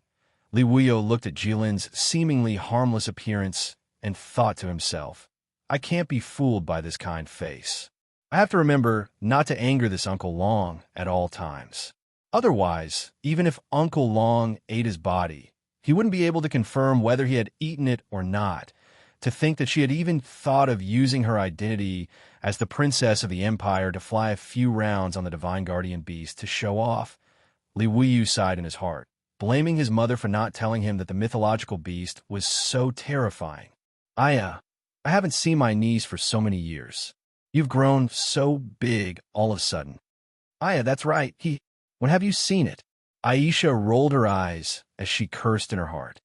How are the third prince and Xueqing? My parents are in good health. Thank you for your concern, Uncle Long. If they knew that Uncle Long was so concerned, they would be very happy. My niece is really smart and lovely. Do you have a marriage partner now? Which family did the third prince find for you? Uncle Long, you must be joking. I'm still young. Aisha looked at the two people who were chatting in full swing and felt a wave of disgust in her heart. How many years had it been since she had chatted with someone about such trivial matters? In the end, a dragon and a princess were chatting in full swing in front of her. She knew that Jilin was immersed in his role. He was having a lot of fun. He had never been an elder of the human race. Now that someone had suddenly appeared and called him uncle and even gave him gold, he couldn't help but feel a little smug. Putting on the airs of an elder, he chatted with Li Wuyu about topics that were commonly used by humans, topics that elders and juniors would talk about. You've grown up. I've seen you when you were young. You're really good looking. What are you doing now? How is your life? How are your parents? Are you married? Jilin went through this set of procedures in an extremely rigid manner. Of course, these words were understandable for ordinary people. But who was Li Wuyu? She was the princess of the Middle Empire. In front of her identity, Jilin's questions seemed like he was just trying to find something to talk about. Although that was the case. I've seen you when you were young. When she was born, Stia, Bane, and she had at least sent gifts to you. What about you? You were busy stirring up the world affairs and preparing to lead a group of people to fight to the death with humans. Then you beat the third prince half to death. What have you seen? Parents are in good health. The third prince has the luck of the human race and is immune to all diseases. Xueqing is well-dressed and well-fed. What's wrong with that? What else do you do? Does a princess of the empire still need to work? Jilin was having a lot of fun, but Li Wuyu was purely scared. A megalosaurus asked you about trivial matters with a spring breeze smile on his face. Do you dare not answer? Do you dare to be impatient? Not only do you have to answer, but you also have to answer with a smile. Just like that, with Jilin's happy playfulness and Li Wuyu's strong cooperation, the two of them talked about this boring and meaningless topic for nearly 10 minutes. Aisha's eyes twitched, and she had to interrupt. If you don't protect her, she will die from the heat. Aisha's face darkened. The shield she gave Xueqing couldn't resist the high temperature for a long time. Jilin was stunned. He raised his hand, and a red light enveloped Li Wuyu. This time, Li Wuyu was completely free. Thank you, Uncle Long. Li Wuyu smiled sweetly and bowed. If Third Young Master and the others were to see this, their jaws would probably drop from shock. When did the little witch of the Middle Empire, Li Wuyu, become so obedient and sensible? My lord. Suddenly, a deep voice sounded from behind. Li Wuyu turned around, only to find that her jaw had been knocked off. A 2-meter-tall demon with a red face, fangs, and a pair of wings slowly walked over.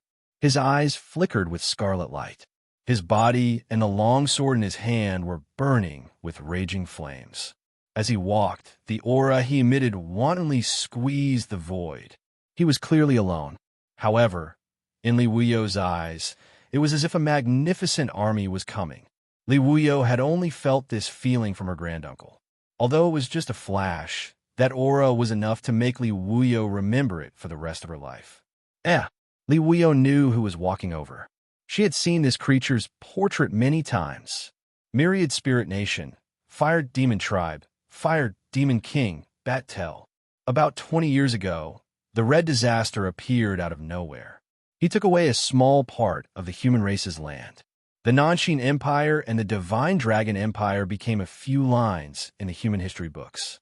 The Red Disaster occupied Mount Greta, the wasteland, the endless sea, and the territories of the two human empires, creating the Myriad Spirit Nation. The Myriad Spirit Nation's purpose was for all races to coexist in harmony.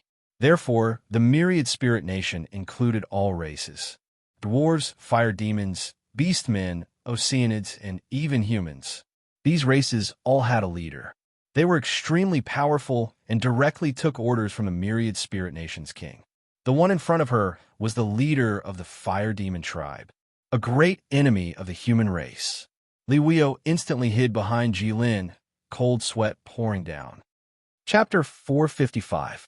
Based on the map of the world known to humans, this world was undoubtedly centered around the Middle Empire. More than 1,000 years ago, humans had almost completely divided up all the habitable lands in this world, until the Red Disaster appeared out of nowhere. He was the phenomenon of disaster and war. Everywhere he went, waves of blood surged. All non-human races gathered under his wings, as well as a portion of humans. His sharp claws split the earth, splitting open human territory. From then on, the lands of humans and non-human races were almost the same. The 10,000 Spirit Nation appeared in the south, like spring thunder. Countless races dominated the 10,000 Spirit Nation, standing on equal footing with humans. According to the information gathered by the various countries' secret front lines, although the 10,000 Spirit Nation had countless races, it could be roughly divided into a few parts. The Fire Demon Tribe and the Dwarf Tribe were located in the volcano. The Beastman Tribe was located in the wasteland and the former Nanshin Empire. The Sea Tribe was located in the former Divine Dragon Empire, the current Red Dragon Religion Nation, and the Endless Ocean. The Beastman Tribe was mostly made up of Red Dragon Religion members. It sounded simple, but in reality, just the Beastman Tribe alone had countless races under it. Therefore, the 10,000 Spirit Nation's name was well-deserved. Not only was the 10,000 Spirit Nation powerful, but their top-notch experts were also not inferior to humans. The various tribe leaders were all top-notch legend experts. The head of the Dwarf Department, the Dwarf King, although he was only at the 9th Order, he relied on the treasures and techniques passed down through the generations of the dwarf race to create a glorious record of forcing the War King, who was once the #1 powerhouse of the human race, to stop on the spot, not daring to move. The Fire Demon Tribe leader, Bat-Tel, was the highest-level fire demon. His strength was undoubtedly top-notch legend, but he really did not have any battle records worth bragging about. However, there were rumors among humans that he was the strongest tribe leader under the Red Disaster, because he was always by the Red Disaster's side. The Beastman Tribe leader, Lion Man Singh, was the strongest beastman who led the Endless Beastman Tribe. It was said that the Fist Emperor Muzin and the warlord John Shinga had both fallen in his hands. He even led countless beastmen to destroy the Nanshin Empire. He could be said to be a nightmare for humans. The human tribe leader, Flay of the Red Dragon Religion. Needless to say, she was the youngest legend in human history. Back then, she was already a top-notch expert. Now that 20 years had passed, her strength must be unfathomable. As for the Sea Race's minister, the world only knew him as the Sea King. As for his strength, it was like the depths of the deep sea, impossible to see. These were the 5 great cadres of the myriad spirit nation, the capable subordinates of the Red Disaster. The humans called them the 5 claws of the evil dragon, the enemy that humans dreamed of destroying. But now, one of the 5 claws, and possibly the strongest one, had appeared in front of Li Wuyo. Naturally, Li Wuyo was shocked. She screamed and jumped behind Jilin, pointing at Bat-Tel with trembling fingers. You, why are you here? After Li Wuyo asked, he understood. Uncle Dragon was the Middle Empire's divine beast protector. He was currently in charge of suppressing the Fire Demon Division of the Myriad Spirit Nation. He was definitely a sworn enemy of this Flame Demon Department head, an old rival. They had a fight every few days. This time, he just so happened to be here. Although Li Wuyu's eyes were filled with fear, there was also some eagerness. Although Bat-Tel was one of the 5 claws, Uncle Long was not to be trifled with. It was obvious. Uncle Long suppressed the Flame Demon Department for the humans, so he was probably not inferior to Bat-Tel. If Li Wuyo was lucky enough to witness a battle between 2 top-level existences, she could brag about it for the rest of her life.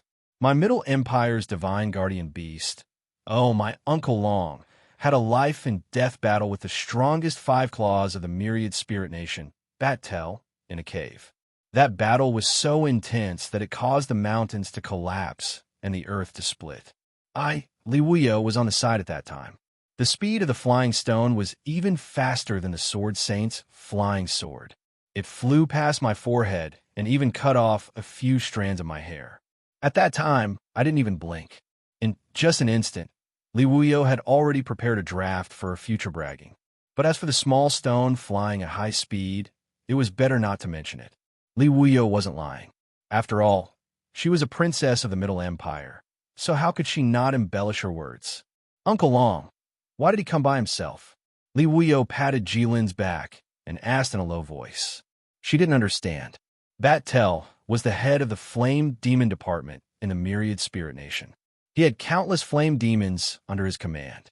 To deal with a strong enemy like Uncle Long, he should have brought thousands of troops with him. Could it be that the people of the Myriad Spirit Nation liked a fair duel? These demons were quite particular. Otherwise, Jilin looked back at her and then turned to Bat-Tel. What are you doing here? When Li Wuyo heard Jilin talking to Bat-Tel like that, she looked at Jilin's back with eyes full of admiration. In her eyes, Jilin's humanoid figure was much taller than before, as expected of the Middle Empire's divine guardian beast. Look at his aura, majestic, talking to his life and death enemy, like he was disciplining his own little brother, not putting him in his eyes at all. Awesome. Just when Li Wuyo secretly gave Jilin a thumbs up in her heart, what happened in the next second almost made her jaw drop, because Bat-Tel actually knelt down on one knee in front of Jilin. He came to surrender. This was Li Wuyo's first judgment. Was she going to witness a historical scene? This trip was too worth it.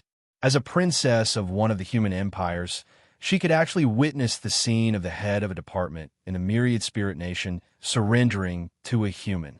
This was enough to go down in history, but Li Wuyo felt something was wrong in the next moment, because Bat-Tel knelt down too smoothly, too straightforwardly.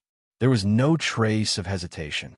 The most important thing was that Li Wuyo actually saw a trace of piety in Bat-Tel's kneeling action. This was different from the officials of the Middle Empire worshipping the emperor. That was more like a routine. It was more like the people of the Middle Empire worshipping God. It seemed so natural. Li Wuyo was puzzled. Since Bat-Tel was here to surrender, and he was also a big shot in the Myriad Spirit Nation, even if he really couldn't win, he shouldn't surrender so straightforwardly, right? No matter what, he should have struggled a little and acted very humiliated. He was very unwilling. If he acted so shamelessly, even if he surrendered, no one would dare to use him. Just when Li Wuyo was full of doubts, Bat-Tel's first sentence after kneeling down solved all her doubts. Lord, I noticed that someone had broken into the Chaos Temple, so I came to help you deal with the corpse. Bat-Tel's words were like a thunderbolt that exploded in Li Wuyo's heart. Li Wuyo slightly let go of the hand that was holding the corner of Jilin's clothes, She looked left and right and felt that there was no way she could escape. Li Wuyo suddenly wanted to cry, but had no tears. There were only two thoughts in her mind at this time. Father, you're so awesome. You let the red disaster be your guardian beast. Also, Mother, even if I'm not as sensible as Big Brother, you can't kill me like this. Even a vicious tiger won't eat its cubs. How can you bear to do this? Chapter 456. Gulp. Li Wuyo quietly took a step back. Jilin turned around and glanced at her. What's wrong? Li Wuyo chuckled. Uncle Long, you two are very close? Jilin glanced at Bat Tel again. It's okay. That? Uncle Long, why did he kneel to you? How would I know? I told him many times not to kneel, but he didn't listen. Li Wuyo was speechless. He was one of the 5 claws of Myriad Spirit Nation. He knelt to you, but he didn't listen. Although Li Wuyo was complaining in her heart, she was already in despair deep down. It was impossible for one of the 5 claws to kneel to someone, not to mention kneeling so smoothly and naturally. Just like how it was impossible for the 3rd prince to kneel to someone. But if they were kneeling to someone else, then everything would make sense. For example, if the 3rd prince was worshipping the heavens, then there would be no problem for him to kneel. The 3rd prince wouldn't have any burden in his heart. As for the 5 claws of Myriad Spirit Nation, they only worshipped the Red Calamity. I have been standing behind the Red Calamity all this time. Father and Mother both call the Red Calamity Brother Long. Is the Middle Empire going to betray the human camp? Then am I the Middle Empire's sacrifice to the Red Calamity? To maintain the peace between the Myriad Spirit Nation and the Middle Empire? The Middle Empire did have the custom of worshipping the dragon god. However, it had been many years since the sacrificial offering was a living person. This was the first time he had encountered such a situation. She was the princess of the Middle Empire. She was most likely Li Yu's biological daughter. No, Father didn't allow her to come, but Mother. Could it be that she wasn't born by Mother? Was it the result of Father's debauchery in the past? No wonder. The more Li Wuyo thought about it, the angrier she got. When she thought about the 3rd prince when he was young, she felt that her thoughts made sense. Wah! Li Wuyo suddenly burst into tears, which startled Jilin and Aisha. Only Bat Tel's eyes flashed fiercely. The fear before death and the despair of being abandoned caused Li Wuyo's weak mind to completely collapse. She knew where she was now. It was the most mysterious demon area in the Myriad Spirit Nation. The deepest part of the fiery demon tribe, the lowest level of the Red Dragon Palace, was also the holy land of all demons and ghosts in the Myriad Spirit Kingdom. Red Dragon Palace, Chaos Temple, the residence of the Red Disaster. It was said that there was gold everywhere and countless human skeletons. Li Wuyo was now certain that the first rumor was true. As for the second one, it shouldn't be. With her Uncle Long's teeth, it would be strange if a human came here and left behind corpse. Li Wuyo wept with vigor, as if he wanted to devote the rest of his life to the great work of crying. Jilin was also somewhat puzzled. Aisha hurriedly hugged Li Wuyo and patted her shoulder gently. Li Wuyo trembled even more violently. She also guessed who Aisha was. She was the darkest shadow in the Myriad Spirit Nation. The most evil witch, the most terrifying enemy of the Myriad Spirit Nation. Aisha, I don't know what's wrong with this child. Why don't we take her to rest first? Aisha saw that Li Wuyo was crying so hard that she didn't even look like a human anymore. She hurriedly said to Jilin, Okay. Jilin hurriedly nodded. Why is this child suddenly crying? All right, I remember that the 3rd prince's body wasn't very good when he was young. It might be hereditary. Aisha rolled her eyes at Jilin. What are you saying in front of child? The 3rd prince's body wasn't bad when he was young. It was his own fault. Okay, then I'll take her to rest first. Aisha dragged Li Wuyo out. Halfway through, she suddenly remembered something. She looked back at Jilin and asked, Which room is she staying in? Staya then. Before Aisha finished her words, Jilin's eyes had already turned cold. He coldly looked at Aisha. Suddenly, Li Wuyo stopped crying, because a chill quietly rose from the bottom of her heart and went straight to the top of her head. On this lava lake, he can make people feel cold with just a glance. Okay, no. Why are you so fierce? I'll just find a room for her. Facing Jilin's sharp eyes, even Aisha didn't dare to argue with him. Aisha knew how important Staya was in Jilin's heart. She didn't have any other intentions. She just felt that Staya's room was next to hers. If Li Wuyu stayed in Staya's room, it would be more convenient for her to take care of her. As for Bane's room, it was not appropriate for a girl like Li Wuyu to stay in a man's room. But she didn't expect Jilin to have such a big reaction. Aisha dragged Li Wuyu out. Bat-Tel, take care of her, Jilin suddenly said. Yes, master. Bat-Tel immediately lowered his head and answered. Okay. Jilin nodded. Why aren't you leaving? There's something I don't understand. What? What do you mean by take care of her? Just look after her. Don't let her get hurt. If she has any requests, try to satisfy them. Okay, master. I understand. After Barter finished speaking, he turned into a ball of flame and disappeared with a bang. Do you really understand? Jilin looked at Bat-Tel, who had already left, and felt uneasy. Li Wuyu sat on the bed in her room blankly. She was still holding a cup of purple tea and hesitating whether she should drink it or not. Aisha made this tea for her after she changed her clothes and showered. She said it could calm her nerves. Li Wuyu really wanted to drink something to calm her nerves. But according to the legends of the Saimai Empire, none of the princesses who drank the tea made by the witches had a good ending. It was said that one of them even slept for 20 years. It could calm her nerves. It could even calm her to death. Suddenly, a breeze blew through Li Wuyu's room. Pump! Barter appeared in front of Li Wuyu out of thin air with a flickering flame. He was the strongest creature born in this volcano and was favored by the heavens and earth.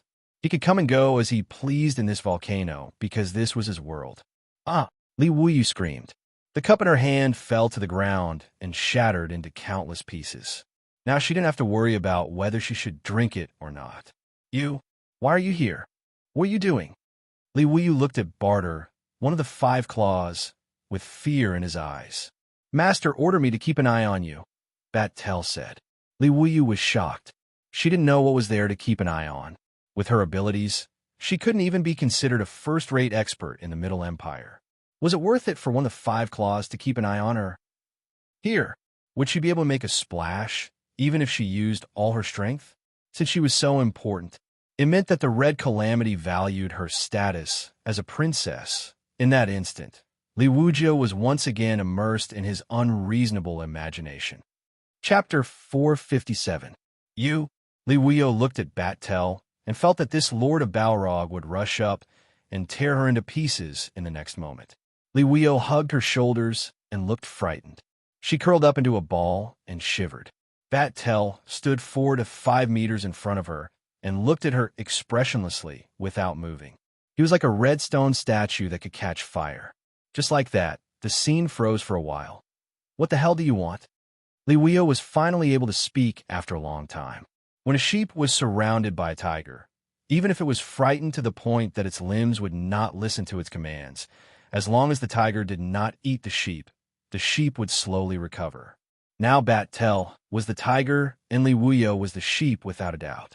I'm following the orders of the Lord to watch over you, Bat-Tel said without hesitation. How? Are you going to watch over me? Li Wuyu was a little confused. She felt that this 5 claws of the 10,000 spirit kingdom was a little silly. Naturally, I'm going to watch over you like that. Bat-Tel said. Oh!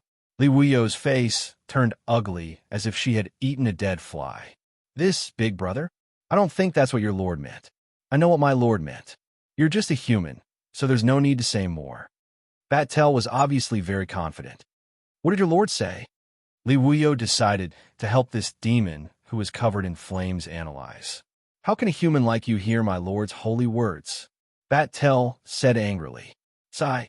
Li Wuyu sighed and was completely speechless. She understood that this was Uncle Long's die-hard and fanatical worshiper. She also understood one thing, and that was that she was safe now. Since he had asked someone to watch over her, he naturally did not want anything to happen to her. Li Wuyu's big eyes suddenly lit up and looked at Bat-Tel. She blinked her eyes lightly, since she was safe The demon princess of the Middle Empire was naturally curious about Bat-Tel, the strongest demon king under the Red Disaster. There are not many people who could see the myriad spirit nation's 5 claws at such a close distance. Not to mention the most mysterious and also the strongest flame demon minister. Li Wuyo looked at Bat-Tel, and Bat-Tel naturally didn't back down. Are you just going to look at me like that? Master's orders cannot be disobeyed. Then why don't you sit down and rest? No need. No matter what, you're still the head of the Flame Demon Division. Are you busy? Why do you keep looking at me? I'm not busy. Don't you need to care about that many flame demons? No need. Master is here. But from what I saw just now, this place is heavily guarded. Every path is patrolled by flame fiends, and there's no pattern to it at all. It's clearly the work of a defensive expert. You didn't do this? Could it be that it was also done by your master? Patrol? What are you talking about? It's the flame demons on the streets. I see them walking back and forth. Aren't they patrolling? No, they're just wandering around aimlessly. Li Wuyo's face flushed red. She originally wanted to get some information from this seemingly silly 5-claw, but she didn't expect the other party to be so wary of her. So many high-grade flame demons just strolling around aimlessly all day. Who would believe that? Cough, cough. I heard you say that you want to help your master deal with the human corpses. Do you often do this kind of thing? Often. I deal with the human corpses that enter Master's palace. Bat-Tel's calm voice finally fluctuated a little. He seemed a little proud. How do you deal with them? I strip off their clothes, put the gold and other things on Master's treasure mountain, and then throw the clothes and the body into the magma. Ugh. Li Wuyo's face turned green. She almost vomited. She thought that the means of the myriad spirit kingdom would be cruel, but she didn't expect it to be so cruel. They didn't leave any dignity for people. Those who died here were all great heroes who wanted to get rid of evil for the human race. However, their fates were actually so tragic that it was unbearable to look at. How could she not be resentful? All these years, she hadn't heard of any human powerhouse who went to Mount Gerda and never came back. Your guards are so strict. I don't think many people can walk to your master, right? 1 year. No, 1 or 2 in 4 to 5 years. No, there are many. Bat-Tel's words interrupted Li Wuyo's hope. Why? Li Wuyo's eyes widened. She saw the guards of Red Dragon City, just now. With that level of security and the horror of those monsters, even her granduncle might not be able to break through. How could there be many? Because many people come to find Master. You don't stop them? You let them pass through your underground palace? No, because they don't need to pass through Red Dragon City to reach Master. The biggest crater of this volcano leads directly to Master's holy palace. Humans who come to seek death usually go that way. Go that way? You actually left such a big gap behind you. And then let the human race assassinate the Red Disaster. Are you really not afraid of the Red Disaster? Don't you want to guard him? Master is invincible and can't be in danger. No matter how many humans come, they'll just die. Why do we need to guard him? That's not right. This is the deepest part of Mount Gerda. It's a forbidden area for humans. Normal powerhouses will die before they can reach here. How rare are the top powerhouses of humans? How can they come here die? Oh, regarding this matter, Master specially asked the Dwarf King and Aisha to work together to develop a fire-repellent talisman. Fire-repellent talisman? Li Wuyo was shocked. Her big eyes were as round as copper bells. She couldn't be blamed for being so shocked. It was because she had used it before. The fire-repellent talisman was a small red amulet that could block all heat as long as it was worn. It could let you feel the cool breeze on a hot summer day. It was loved by the human nobles. It was rumored that the third prince had 2 boxes of it in his personal treasury. However, it also had shortcomings. First, it was expensive and not affordable for ordinary people. Secondly, it was a one-time use item. One could only be used for 3 days. Everyone only knew that this item came from the Red Dragon Empire. They didn't expect that it was actually made by the Red Disaster. You mean, Li Wuyo seemed to suddenly understand something. The Red Disaster specially made a fire-repellent talisman to help the humans come here to die. Not only that, but it's also sold a high price. Master's plan is flawless and extremely wise. Liweo was speechless this time because it was just as Bat-Tel said. Uncle Dragon made a fire-repellent talisman and then sold it to the humans at a high price. The humans brought Uncle Dragon's fire-repellent talisman to kill Uncle Dragon. Then they put all their lives on the line here. Then the fire-repellent talisman could be recycled. Look at this business. Small capital and huge profits were not enough to describe it. No capital and huge profits. Uncle Dragon, you're really the red disaster of humans. As expected of you. Chapter 458. Bat-Tel, how long have you been here? A long time. How many years? What's a year? 365 days is a year. What's a day? The alternation of day and night is a day. Oh, I'm not too sure about that. I've never counted, and I rarely see the alternation of day and night. Why? Because there's no sunlight below the Red Dragon Palace. You've been staying down here all this time? Yes. Don't you want to go up and take a look? No, I'm not interested. You can't or don't want to? I can, but there's no need. Then don't you feel bored? What's boring? It's boring. What's boring? You're boring. Why aren't you saying anything? Are you mute? Nothing. It's just that the Lord often says the same thing about me. Oh, then let's go out and play. Play. It means to do something interesting. The Lord told me to watch you, not to do anything interesting with you. You're boring. The Lord said the same thing. So what? I want to be an uninteresting creature, because whatever the Lord says is always right. You're ruthless. Can I see your finger? Why? It looks like it's made of stone. I'm curious. You can't. Why? Because the Lord didn't tell me to show it to you. Why do you always listen to your Lord? Because the Lord is always right. Damn, brother, you're really loyal. Then you won't do anything the Lord doesn't tell you to do? There's no need to do anything the Lord doesn't tell me to do. Okay, why are you on fire? I was born this way. Oh, can't you take the initiative to talk to me? You've been here for so many days. I'm always the first to speak. No, all right. It's not necessary, is it? Yes. Does your master usually order you to do many things? Very few. Then you won't do anything? Yes. How long have you been here? A very long time. Then, I want to ask you about someone. Who? The Holy Queen of the Simai Empire, Staya. Have you heard of it? Why aren't you talking again? Master won't allow it. When did he stop you from talking? The Lord forbade anyone from mentioning anything about that person. You've seen her? Yes, I have. What kind of person is she? The Lord forbade me from mentioning it. Have you killed anyone before? I have. Are there a lot? How much is too much? 5 and 50? That's a lot. Why kill them? Because they enter my territory. Are they all like this? Not all of them. Then why? Did they offend you? No, it's just an order from the Lord. You really do listen to your master's every word. Yes. Don't you have any thoughts of your own? No. You're the fifth claw of the myriad spirit kingdom. You're second only to one person and above everyone else. How can you be like this? There's nothing wrong with it. Hey, let's go. Where to? To play. You'll be stupid. No, you're very stupid now. You're even more stupid than my big brother. Lord, your Lord asked you to watch over me. If you don't follow me, how can you watch over me? Yes. Middle Empire, Imperial Palace. Cunning Palace. There were no servants or guards in the Empress Palace at this time. Swecking was sitting at the large round table in the hall. Her expression was indifferent as usual.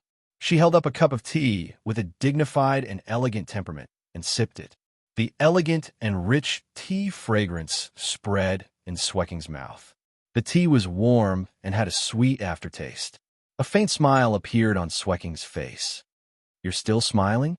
The third prince, who was anxiously walking around Swecking with his hands behind his back, asked in surprise. The new tea from Meow County this year is much better than in previous years. It's a rare product. I don't have a lot here.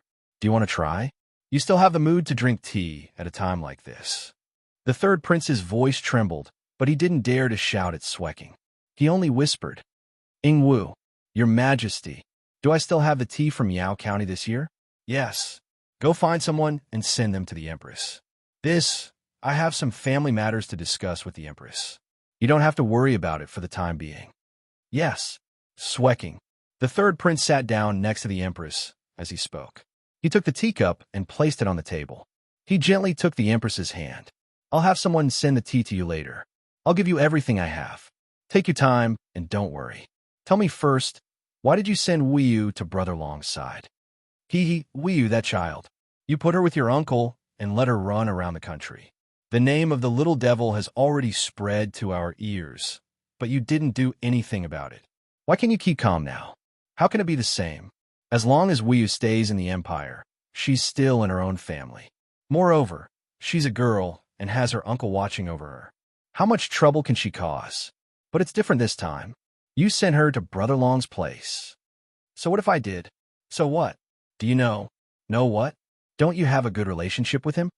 Don't you know that he has a special fetish for princesses? He took away 2 princesses in just a few years, and they didn't end well. The first one has been dead for 20 years. The second one has lost her family and her country. She's still living in a foreign land. There's no news about her. Stia's death has nothing to do with him. Of course. But have you ever thought that Stia died in front of my eyes? I had a chance to keep her. Brother Long has always been dissatisfied with me. Because of this, it's only right. But you still sent Weiyu there. Sigh. Swecking shook her head and sighed. She gently patted the third prince's hand. You can't avoid the Wanling kingdom now. Now, Brother Long's Wanling kingdom occupies half of the world. It's on par with the human race. It's unrealistic to say that we don't communicate with each other. You mean the Middle Empire wants to communicate with the Wanling kingdom first? In fact, only we can do this. Why?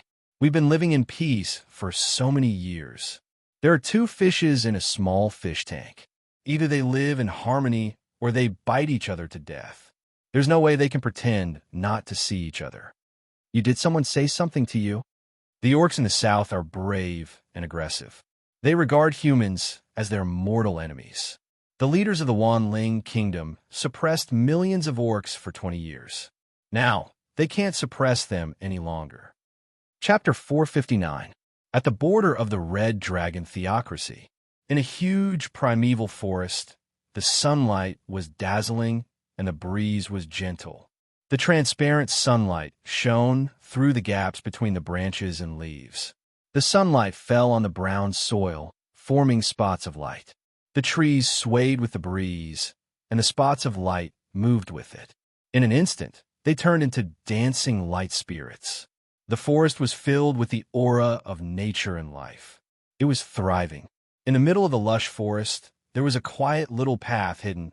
No one would have thought that this path, which could only accommodate 4 people walking side by side, was actually the national highway from the Divine Dragon Empire to the Middle Empire. On the crude national highway, a convoy was traveling in a straight line through the forest. The convoy was not long, only 6 or 7 cars. Each car was filled with 8 large wooden boxes. There were only 30 or so people in red robes following the caravan. They moved forward slowly in the forest, neither fast nor slow. However, they didn't notice that there was a group of people hiding in the forest some distance away from them, and they were watching them closely with their eyes wide open. My lady, the people from the Myriad Spirit Nation have arrived. I see them. A pleasant and gentle voice sounded. It turned out that the lady leading the team in hiding in the forest was actually a woman. My lady, are those really the Myriad Spirit Nations? Divine talismans? Are there only these few people escorting them? Yes, it doesn't look like it. If these cars are all divine talismans, wouldn't they be able to buy half the city?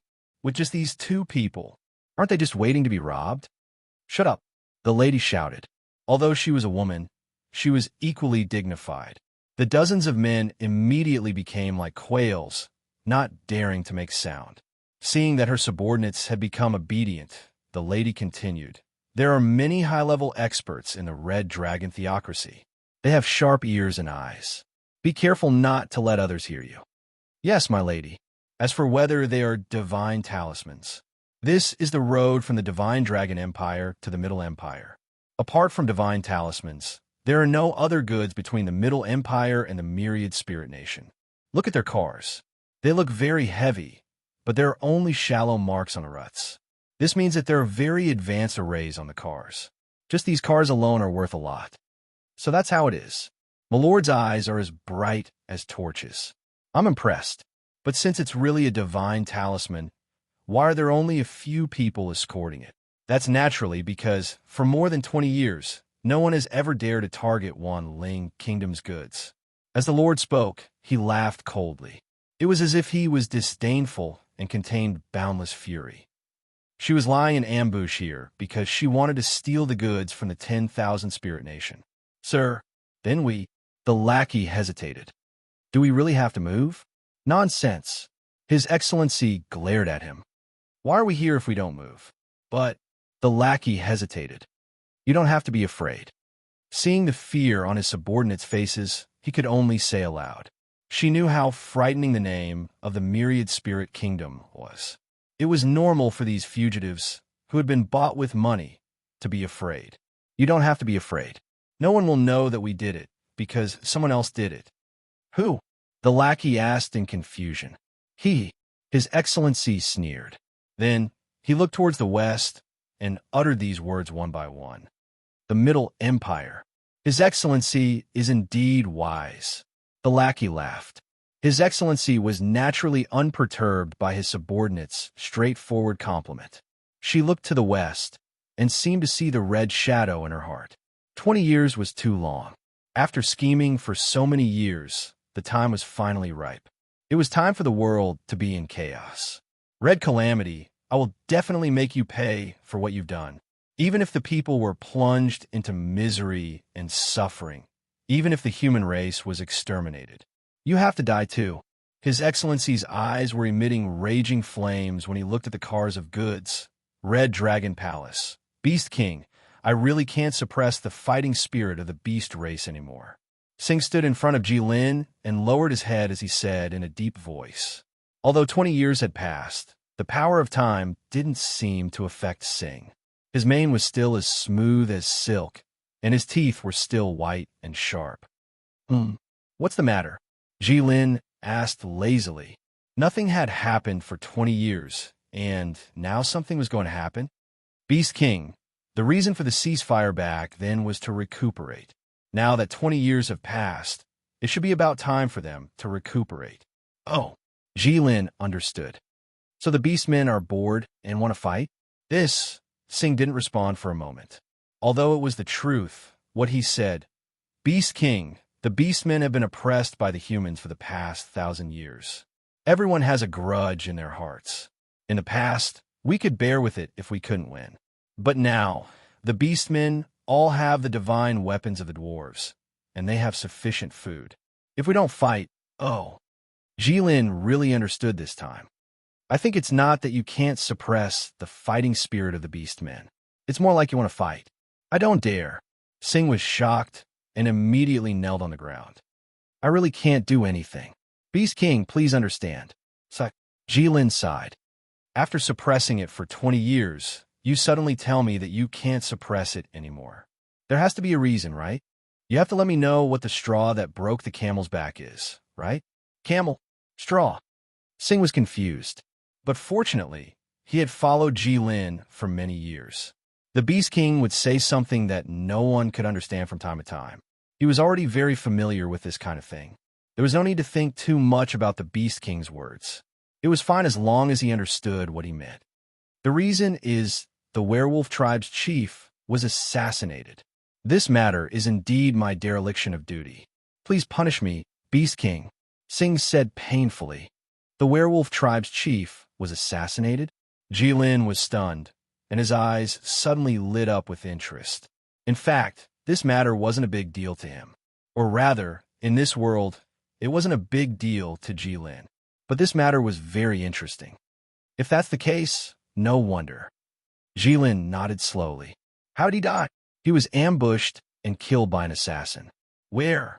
In our country's territory. Such a bully. I failed in my duty. Why did you kill him? At that time, he was carrying the fire marrow crystal that he wanted to offer to the Beast King. Jilin curled his lips in disdain and glanced at Singh. He thought to himself, This person was so nice and honest when I first met him. Now, he's saying such black-hearted things. Offering to him? What's the point of offering? The stones given by the beastmen would at most pass through his hands once. Then, he would let the Dwarf King take them away to forge weapons. In the end, they would go back to where they came from. The things were taken away by someone. Yes. Who did it? Do you know? Yes, it's the humans, the Middle Empire, the Shadow Guard. Chapter 460. Shadow Guard. Jilin repeated these two words. His gaze towards Sing became interesting. When did the orcs see a Shadow Guard? Beast King, we have never seen a Shadow Guard, but we have evidence. Evidence. Jilin leaned forward. What evidence? Sing took out a piece of black cloth and handed it to Jilin respectfully. Jilin reached out to take it. With his eyesight, he could see two small words embroidered on the black cloth with black thread. Shadow Guard. Jilin blinked his eyes and handed the cloth to Aisha, who was beside him. What do you think? Aisha took the cloth and rubbed it with her fingers. Very good. It's the best silk of the Middle Empire. Only the Middle Empire has this. Other human countries have not been able to replicate it. As for other non-human species, there's no need to think too much about it. Oh, Jilin said softly. He took a serious look at the strip of cloth and asked, is this thing that powerful? Not really. Aisha said, the main thing is that the craftsmanship of this thing is extremely troublesome. Although the texture is good and the touch is smooth, it's still just a piece of cloth. Other countries are too lazy to spend so much effort to learn it. Oh, Jilin nodded in understanding. This thing had the temperament of the Middle Empire. Those humans always like to enjoy these things. Aisha rubbed the two words carefully again. Excellent embroidery. The layout of the silk thread, the arrangement of the stitches, it's really exquisite. It's indeed the best technique. In the entire world, only the Middle Empire's Silk Bureau has such skills. This piece of cloth is indeed from the Middle Empire. Aisha looked at Jilin and said with certainty. Jilin glanced at Aisha. Before he could say anything, Sing had already knelt down and shouted. Beast King, the Middle Empire had gone too far. If they didn't take revenge, the entire Beastmen tribe would never be able to quell their resentment and anger. The werewolf tribe leader's spirit would never be able to rest. Beast King. Oh. Jilin pondered for a moment before turning to Aisha. What do you think? The werewolf chieftain might not be considered a powerhouse in your eyes, but under normal circumstances, he's definitely not weak. He's at the peak of the 8th step. In the human countries, they were known as the 36 ferocious beasts. In the territory of the 10,000 Spirit Kingdom, there are not many people who can kill such an expert. Got it. Jilin nodded. You also think that the Middle Empire did it? It's just that we can't rule out the possibility. What about you? Jilin looked at Sing. It must be the doing of the Middle Empire. Sing said, impossible. Suddenly, a sweet female voice came from behind Sing. Sing was stunned. Then, a surge of anger rushed from the bottom of his heart to the top of his head. He was just discussing with Jilin about the orc race's attack on the Central Empire, when suddenly, someone who didn't know the immensity of heaven and earth and wasn't afraid of death came out of nowhere to mess things up. Sing bared his teeth, and the hair on his head stood up. He looked ferocious as he turned around. However, the moment he turned around, he was stunned. He saw two figures standing at the entrance of the Chaos Temple. He was very familiar with both of them. One was Bat-Tel, who was also one of the 5 claws of the 10,000 Spirit Kingdom. He was Jilin's most trusted subordinate. The other was a person. It was easy to recognize her. Jilin also looked at Bat-Tel. Master, she said she's never seen an orc before. No matter what, she wanted to come and take a look. If she offended you, please forgive her. The Chaos Temple was silent for a full minute. It was really dead silent. Until Jilin reacted. Huh. Jilin, who was originally sitting on the pile of gold, stood up with a whoosh. He widened his eyes and looked at Bat-Tel with thousands of rays of golden light in his eyes. After looking at him for a while, he was sure that there was nothing wrong with this guy. Probably, this was really weird. When did this rock know how to talk? His thoughts and logic were quite clear. At least he was on the same channel as a normal person. What have you been doing these few days? Jilin asked in surprise. Following master's orders, I've been watching over her. Batel said. Just watching? I even took her for a walk. Oh, Jilin raised his head slightly and thought to himself that this was it. He could even say that he took her for a walk. It seemed that humans really had the ability to influence rocks. My lord, this is... Sing looked at Li Wuyu and asked. In an instant, many possibilities appeared in his mind. Who was this woman? She didn't look strong, but how could she not die here?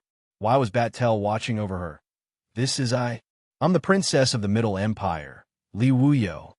Before Jilin could speak, Li Wuyu mustered up her courage and began to introduce herself heroically. She was going all out. Anyway, there was the red disaster here, the shadow of the 10,000 spirit nation, and 5 claws. Just this lineup alone was enough to make her die, without leaving behind any ashes. Now that there was 5 claws and the Lion King Sing, it seemed that they were not worth mentioning. Princess of the Middle Empire? Sing was overjoyed. In his excitement, he even pulled out the blood-toothed sword. He didn't expect the Beast King to have expected this. He even held the princess of the Middle Empire in his hands as a hostage without anyone knowing. He gave the orcs such a big surprise. Beast King, I understand. Sing bellowed and prostrated himself on the ground. The muscles on his body were trembling with excitement. You understand what? Jilin didn't understand. I'll go back and gather the army. Drive into the Middle Empire. I'll kill this princess in front of the 2 armies and sacrifice her to the flag. Not bad. You're quite smart. Jilin's eyes were wide open. Unfortunately, Sing lowered his head and didn't see it. It's all thanks to the Beast King's careful nurturing.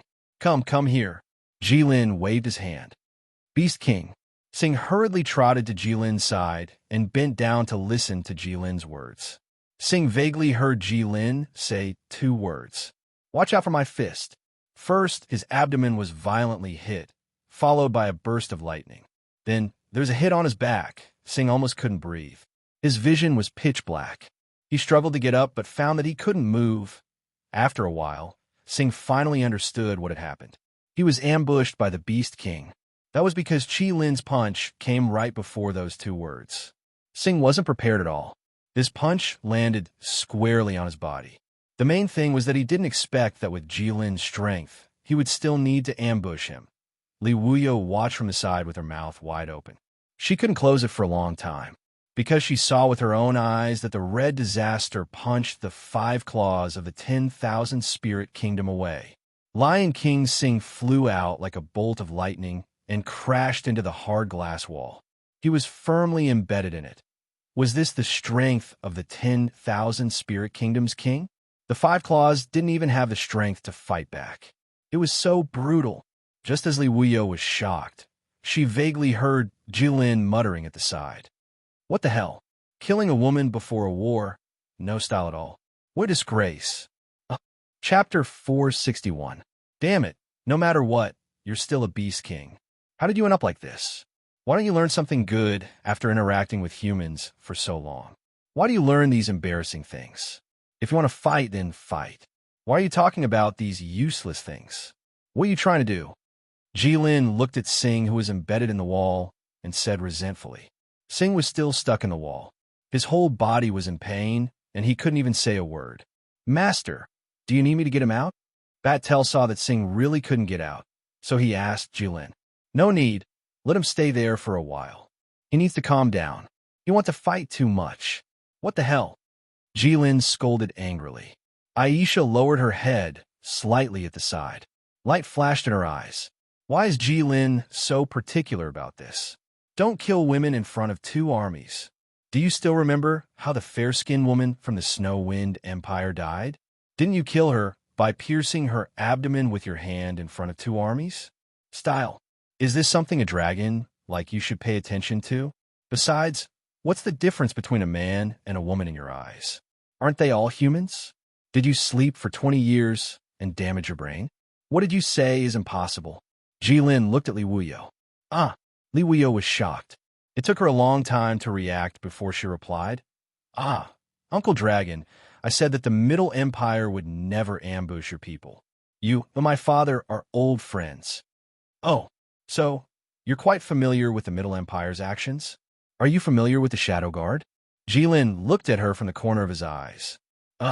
This, Li Wuyo couldn't say anything, because she wasn't familiar with the Middle Empire and the Shadow Guard's actions. She didn't know anything about it at all. She said it was impossible just based on her feelings. In fact, she didn't know if it was possible. Li Wuyo thought that if her brother was here, he would definitely be able to explain everything. But when it came to her, she didn't know anything. Li Wuyu didn't come up with anything after a long time. Sing, on the other hand, was panting. He struggled out from a wall and came before Jilin. Then, he slowly knelt down. Beast King. Jilin looked at Sing expressionlessly. What do you want? I don't believe you can't see through such a clumsy and obvious framing. Do you really want to avenge the werewolf chief? I don't remember beast men being so vengeful. Haven't you always believed in the law of the jungle? The werewolf tribe's chief was killed. According to your ideology, you should think that it was because he was too weak, and then let the werewolf tribe choose a new chief. Sing was silent for a moment. Then, he said in a deep voice, Beast King, the death of the werewolf tribe's chief is not a big deal. However, the strength of the Beastmen tribe is unprecedentedly strong. Moreover, they're unprecedentedly united. As long as we have the support of the dwarves. If we can win, why not fight? Because it's not necessary. Jilin helped Sing up and said, Previously, you wanted to fight because the life of the Beastmen tribe was too miserable. You needed a better living space. However, the space now is enough for you. Everyone can eat their fill and live a stable life. Since that's the case, why do you still want to fight? As long as it's a war, there will always be deaths. The warriors of the Beastmen tribe are not afraid of death. As long as they die in battle, that's the supreme glory. It's worth dying in battle for the survival of the tribe. However, it's not worth it for the desire to fight and the so-called glory. Beast King, Fisk, Jilin clicked his tongue. It's good enough that you can live a good life. There's no need to fight. But Beast King, our strength is now several levels higher than humans. Humans are now just a piece of meat in our mouths. How can it be that we don't eat the meat in our mouths? How can it not be that way? Jilin shook his head and said, Humans raise chickens. They can kill the chickens for meat, but they don't eat them because the chickens can lay eggs for them. Humans raise pigs, but don't kill them because pigs can kill piglets. Jilin patted Sing's shoulder and said earnestly, It's stupid to kill the goose that lays the golden eggs. Sing stared with his bell-sized eyes and remained silent. He was obviously confused. But humans are not chickens or pigs that we raise. In a sense, they are. Why? Let me ask you, how many beastmen are there now? Close to 10 million. So many beastmen. How do you think they're raised? Hunting, farming, you're kidding me. Jilin said disdainfully. You beastmen have such wooden brains. You can fight, but if you learn farming, it's as if your brains have been stolen. If we really rely on you to farm and hunt, to feed yourselves, you'll starve to death long ago. If it weren't for humans feeding you, would you be able to breed so many? Humans? Beast King, don't the Red Dragon Theocracy send us food every year? What does that have to do with humans? The Red Dragon Theocracy, a bunch of fish-eating people. If they have the ability to grow food to feed you, that would be great. Then the food they send every year, isn't that money earned from selling the Fire Avoidance Talisman and the Cold Warding Talisman? The Red Dragon Chamber of Commerce earns money from humans and then buys food from humans to feed you? Now you're telling me that you want to fight the Middle Empire. Fine, you can fight the Middle Empire. You can fight and win. However, if you win now, you might not have to worry about food for a few years or even decades. But what about after that? Do you know how shocking the food production of the Middle Empire is? The Snow Wind Empire is covered in snow and can't farm. The Red Dragon Theocracy loves eating seafood and is too lazy to farm. The Saimai Empire is barely self-sufficient. It can be said that the Middle Empire feeds more than half of the world's lives that need food. If you defeat them, then tell me, who will farm? You. Sing was stupefied. Jilin's words were like a giant axe that struck his head. It caused his whole body to tremble, and he was enlightened. Beast King, I understand. I will go back now.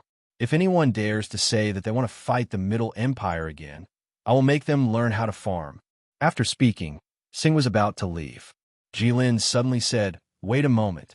Beast King, is there anything else? Since the werewolf patriarch was not killed by the Shadow Guard, then who did it? This? I don't know.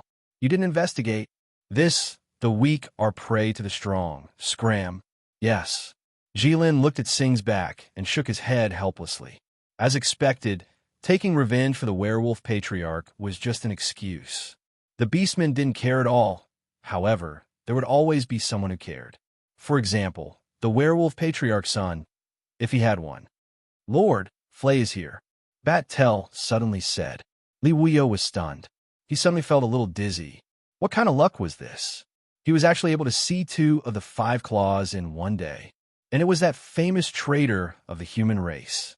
Just as Bat Tel finished speaking, a red figure descended from the sky and landed in front of Jilin. "Red Dragon God, Flay had arrived. Why are you here?" Jilin asked in surprise. "Red Dragon God, the Middle Empire swallowed a batch of our goods and didn't pay us." Chapter 462. You were saying the third prince stole our things?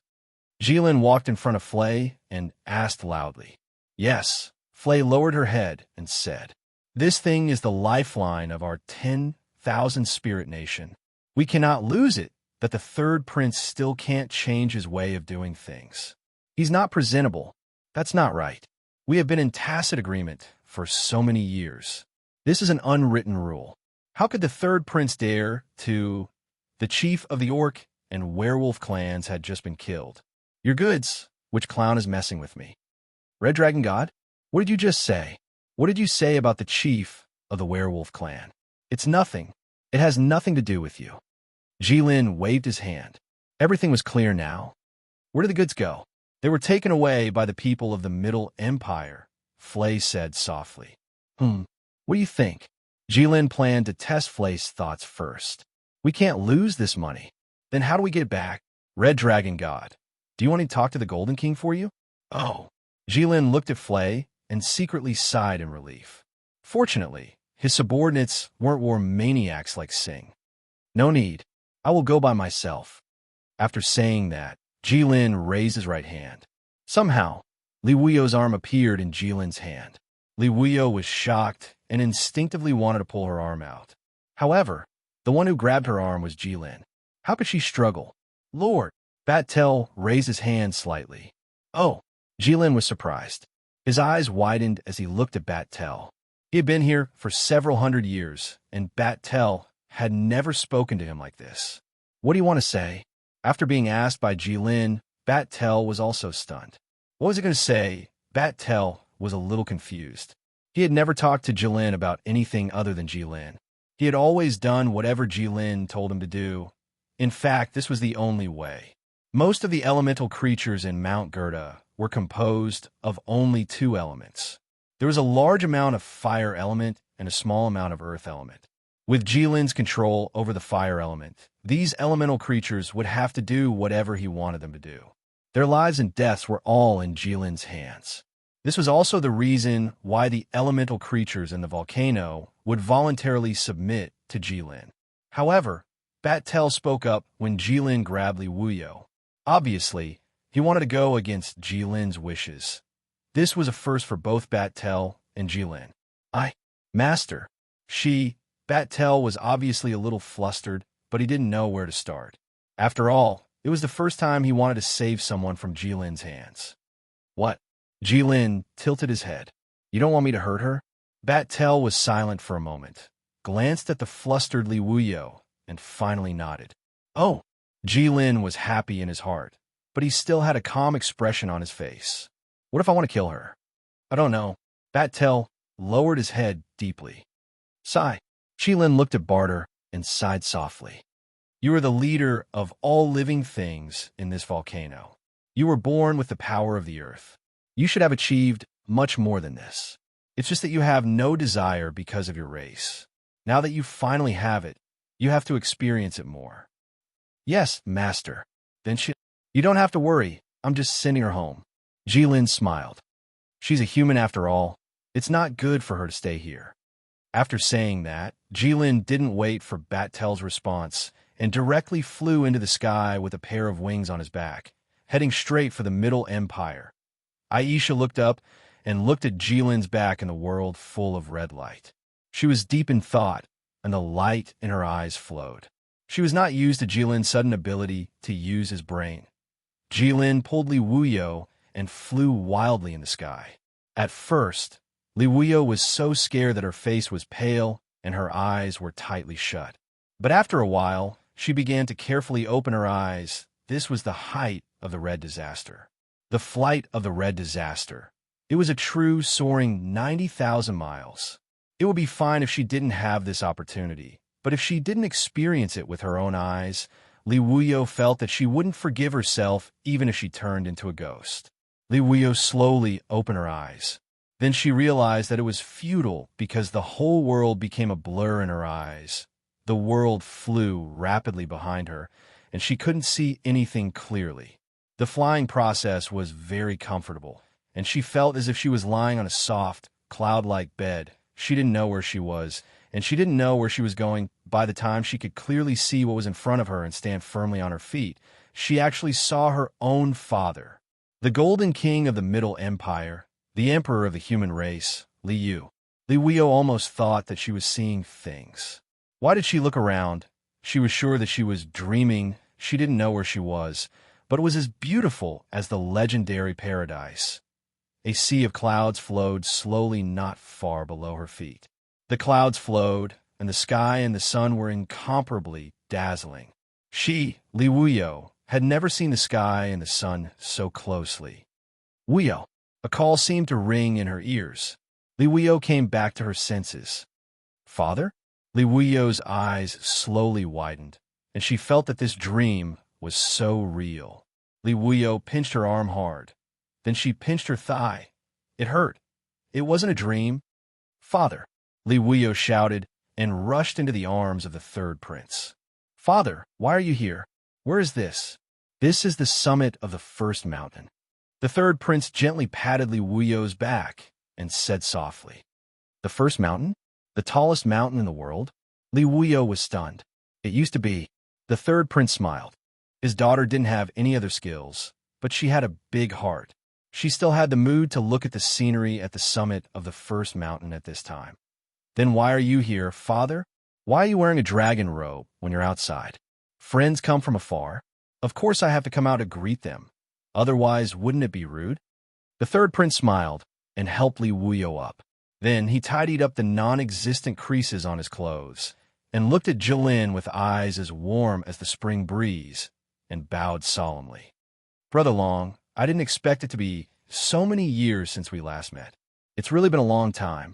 To be able to sense my arrival so long in the capital and wait for me here in advance. You've grown in these 20 years.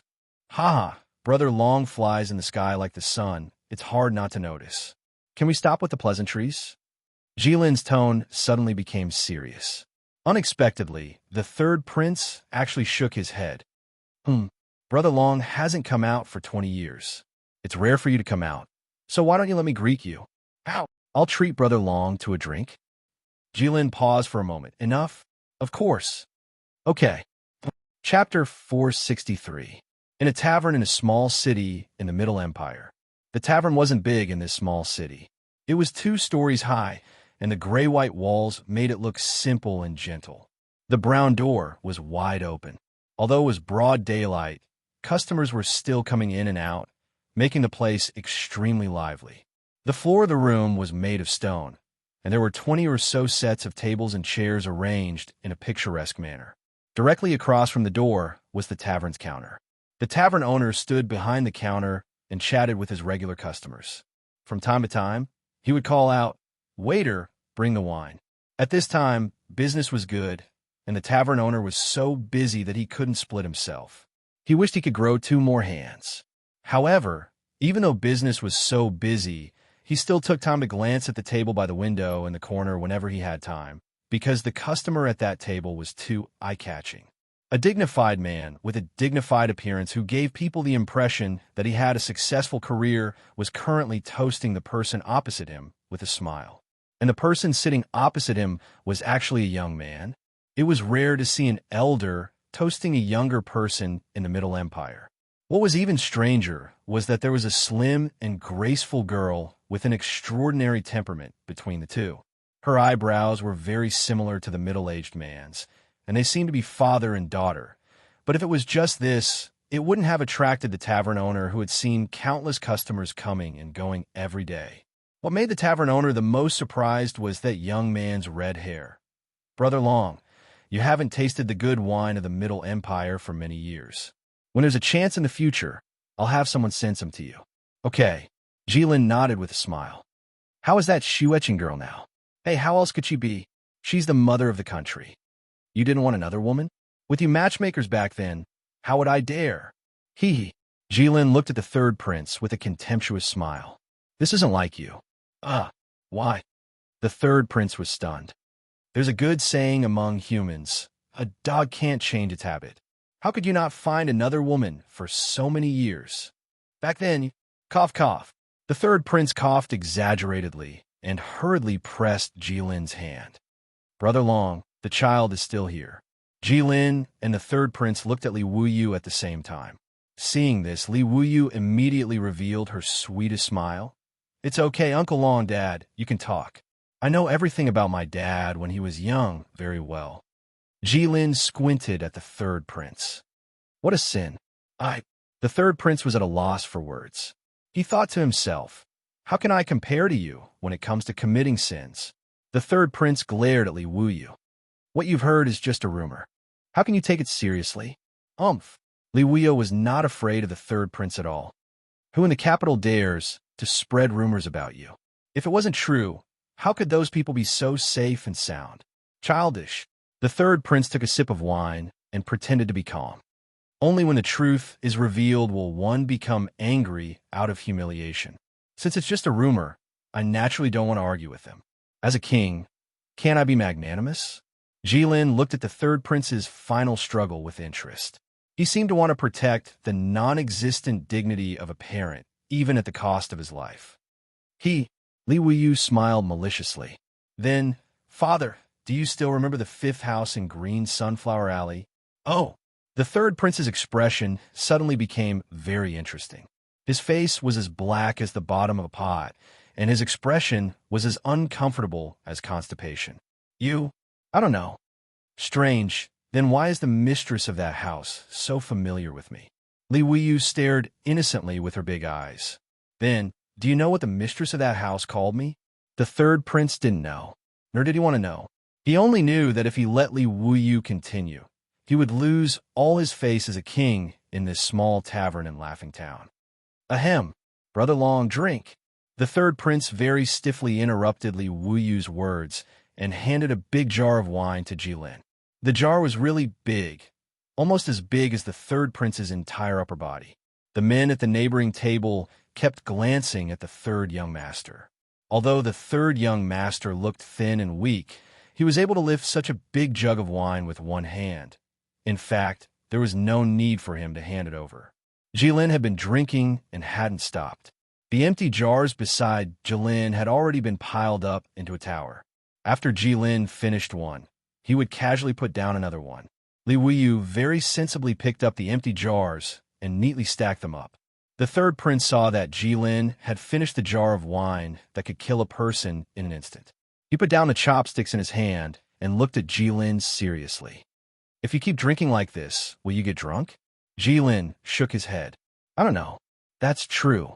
When I invited Brother Long to drink that year, no matter what, this one will definitely let Brother Long have a good drink today." The third prince finished and waved his hand. Then, a green-clothed man sat at the entrance of the tavern and ordered 2 dishes and a jar of wine. However, after a long time, he didn't touch the wine and didn't eat much of the dishes. He stood up and walked out. Since he invited Jilin to drink, the wine in the tavern was definitely not enough. Therefore, the third prince had already made preparations. "Your people?" Jilin asked with a smile. "Brother Long, this one is no longer the same as before. Now, everyone in the Middle Empire is my people." The third prince shrugged in a very roguish manner. He didn't have the demeanor of a ruler at all. You know that's not what I meant. Jilin looked at the third prince. The third prince was silent for a moment. Everyone in this tavern with a cultivation base is my people. What? Jilin tilted his head. His eyes were slightly hazy, as if he was already a little drunk. Ambush me? Brother Long, you must be joking. The third prince poured a small cup of wine for Jilin and put it in front of Jilin. But I'm afraid that I can't take care of Brother Long well, so I prepared some capable people. As the third prince spoke, the green-clothed man had already moved several jars of wine and put them behind the third prince. Look, if it weren't for this person, the job of moving the wine would fall on me, right? Ha! 20 years have passed. Jilin suddenly said leisurely.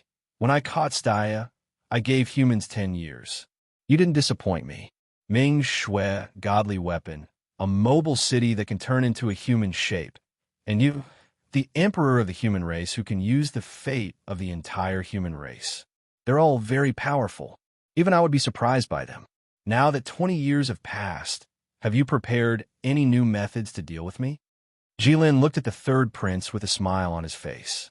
His tone was also very gentle, but the meaning in his words was chilling. Li Wuyo instantly shivered. Thinking of who said this, he shivered again. She only felt that the atmosphere at the table suddenly changed. Just a moment ago, they were just ordinary old friends reuniting and talking about the past. But now, they were suddenly at daggers drawn. You're tuning into the Warrior Lore YouTube channel. Don't forget to subscribe and join us on this journey to catch the most captivating stories.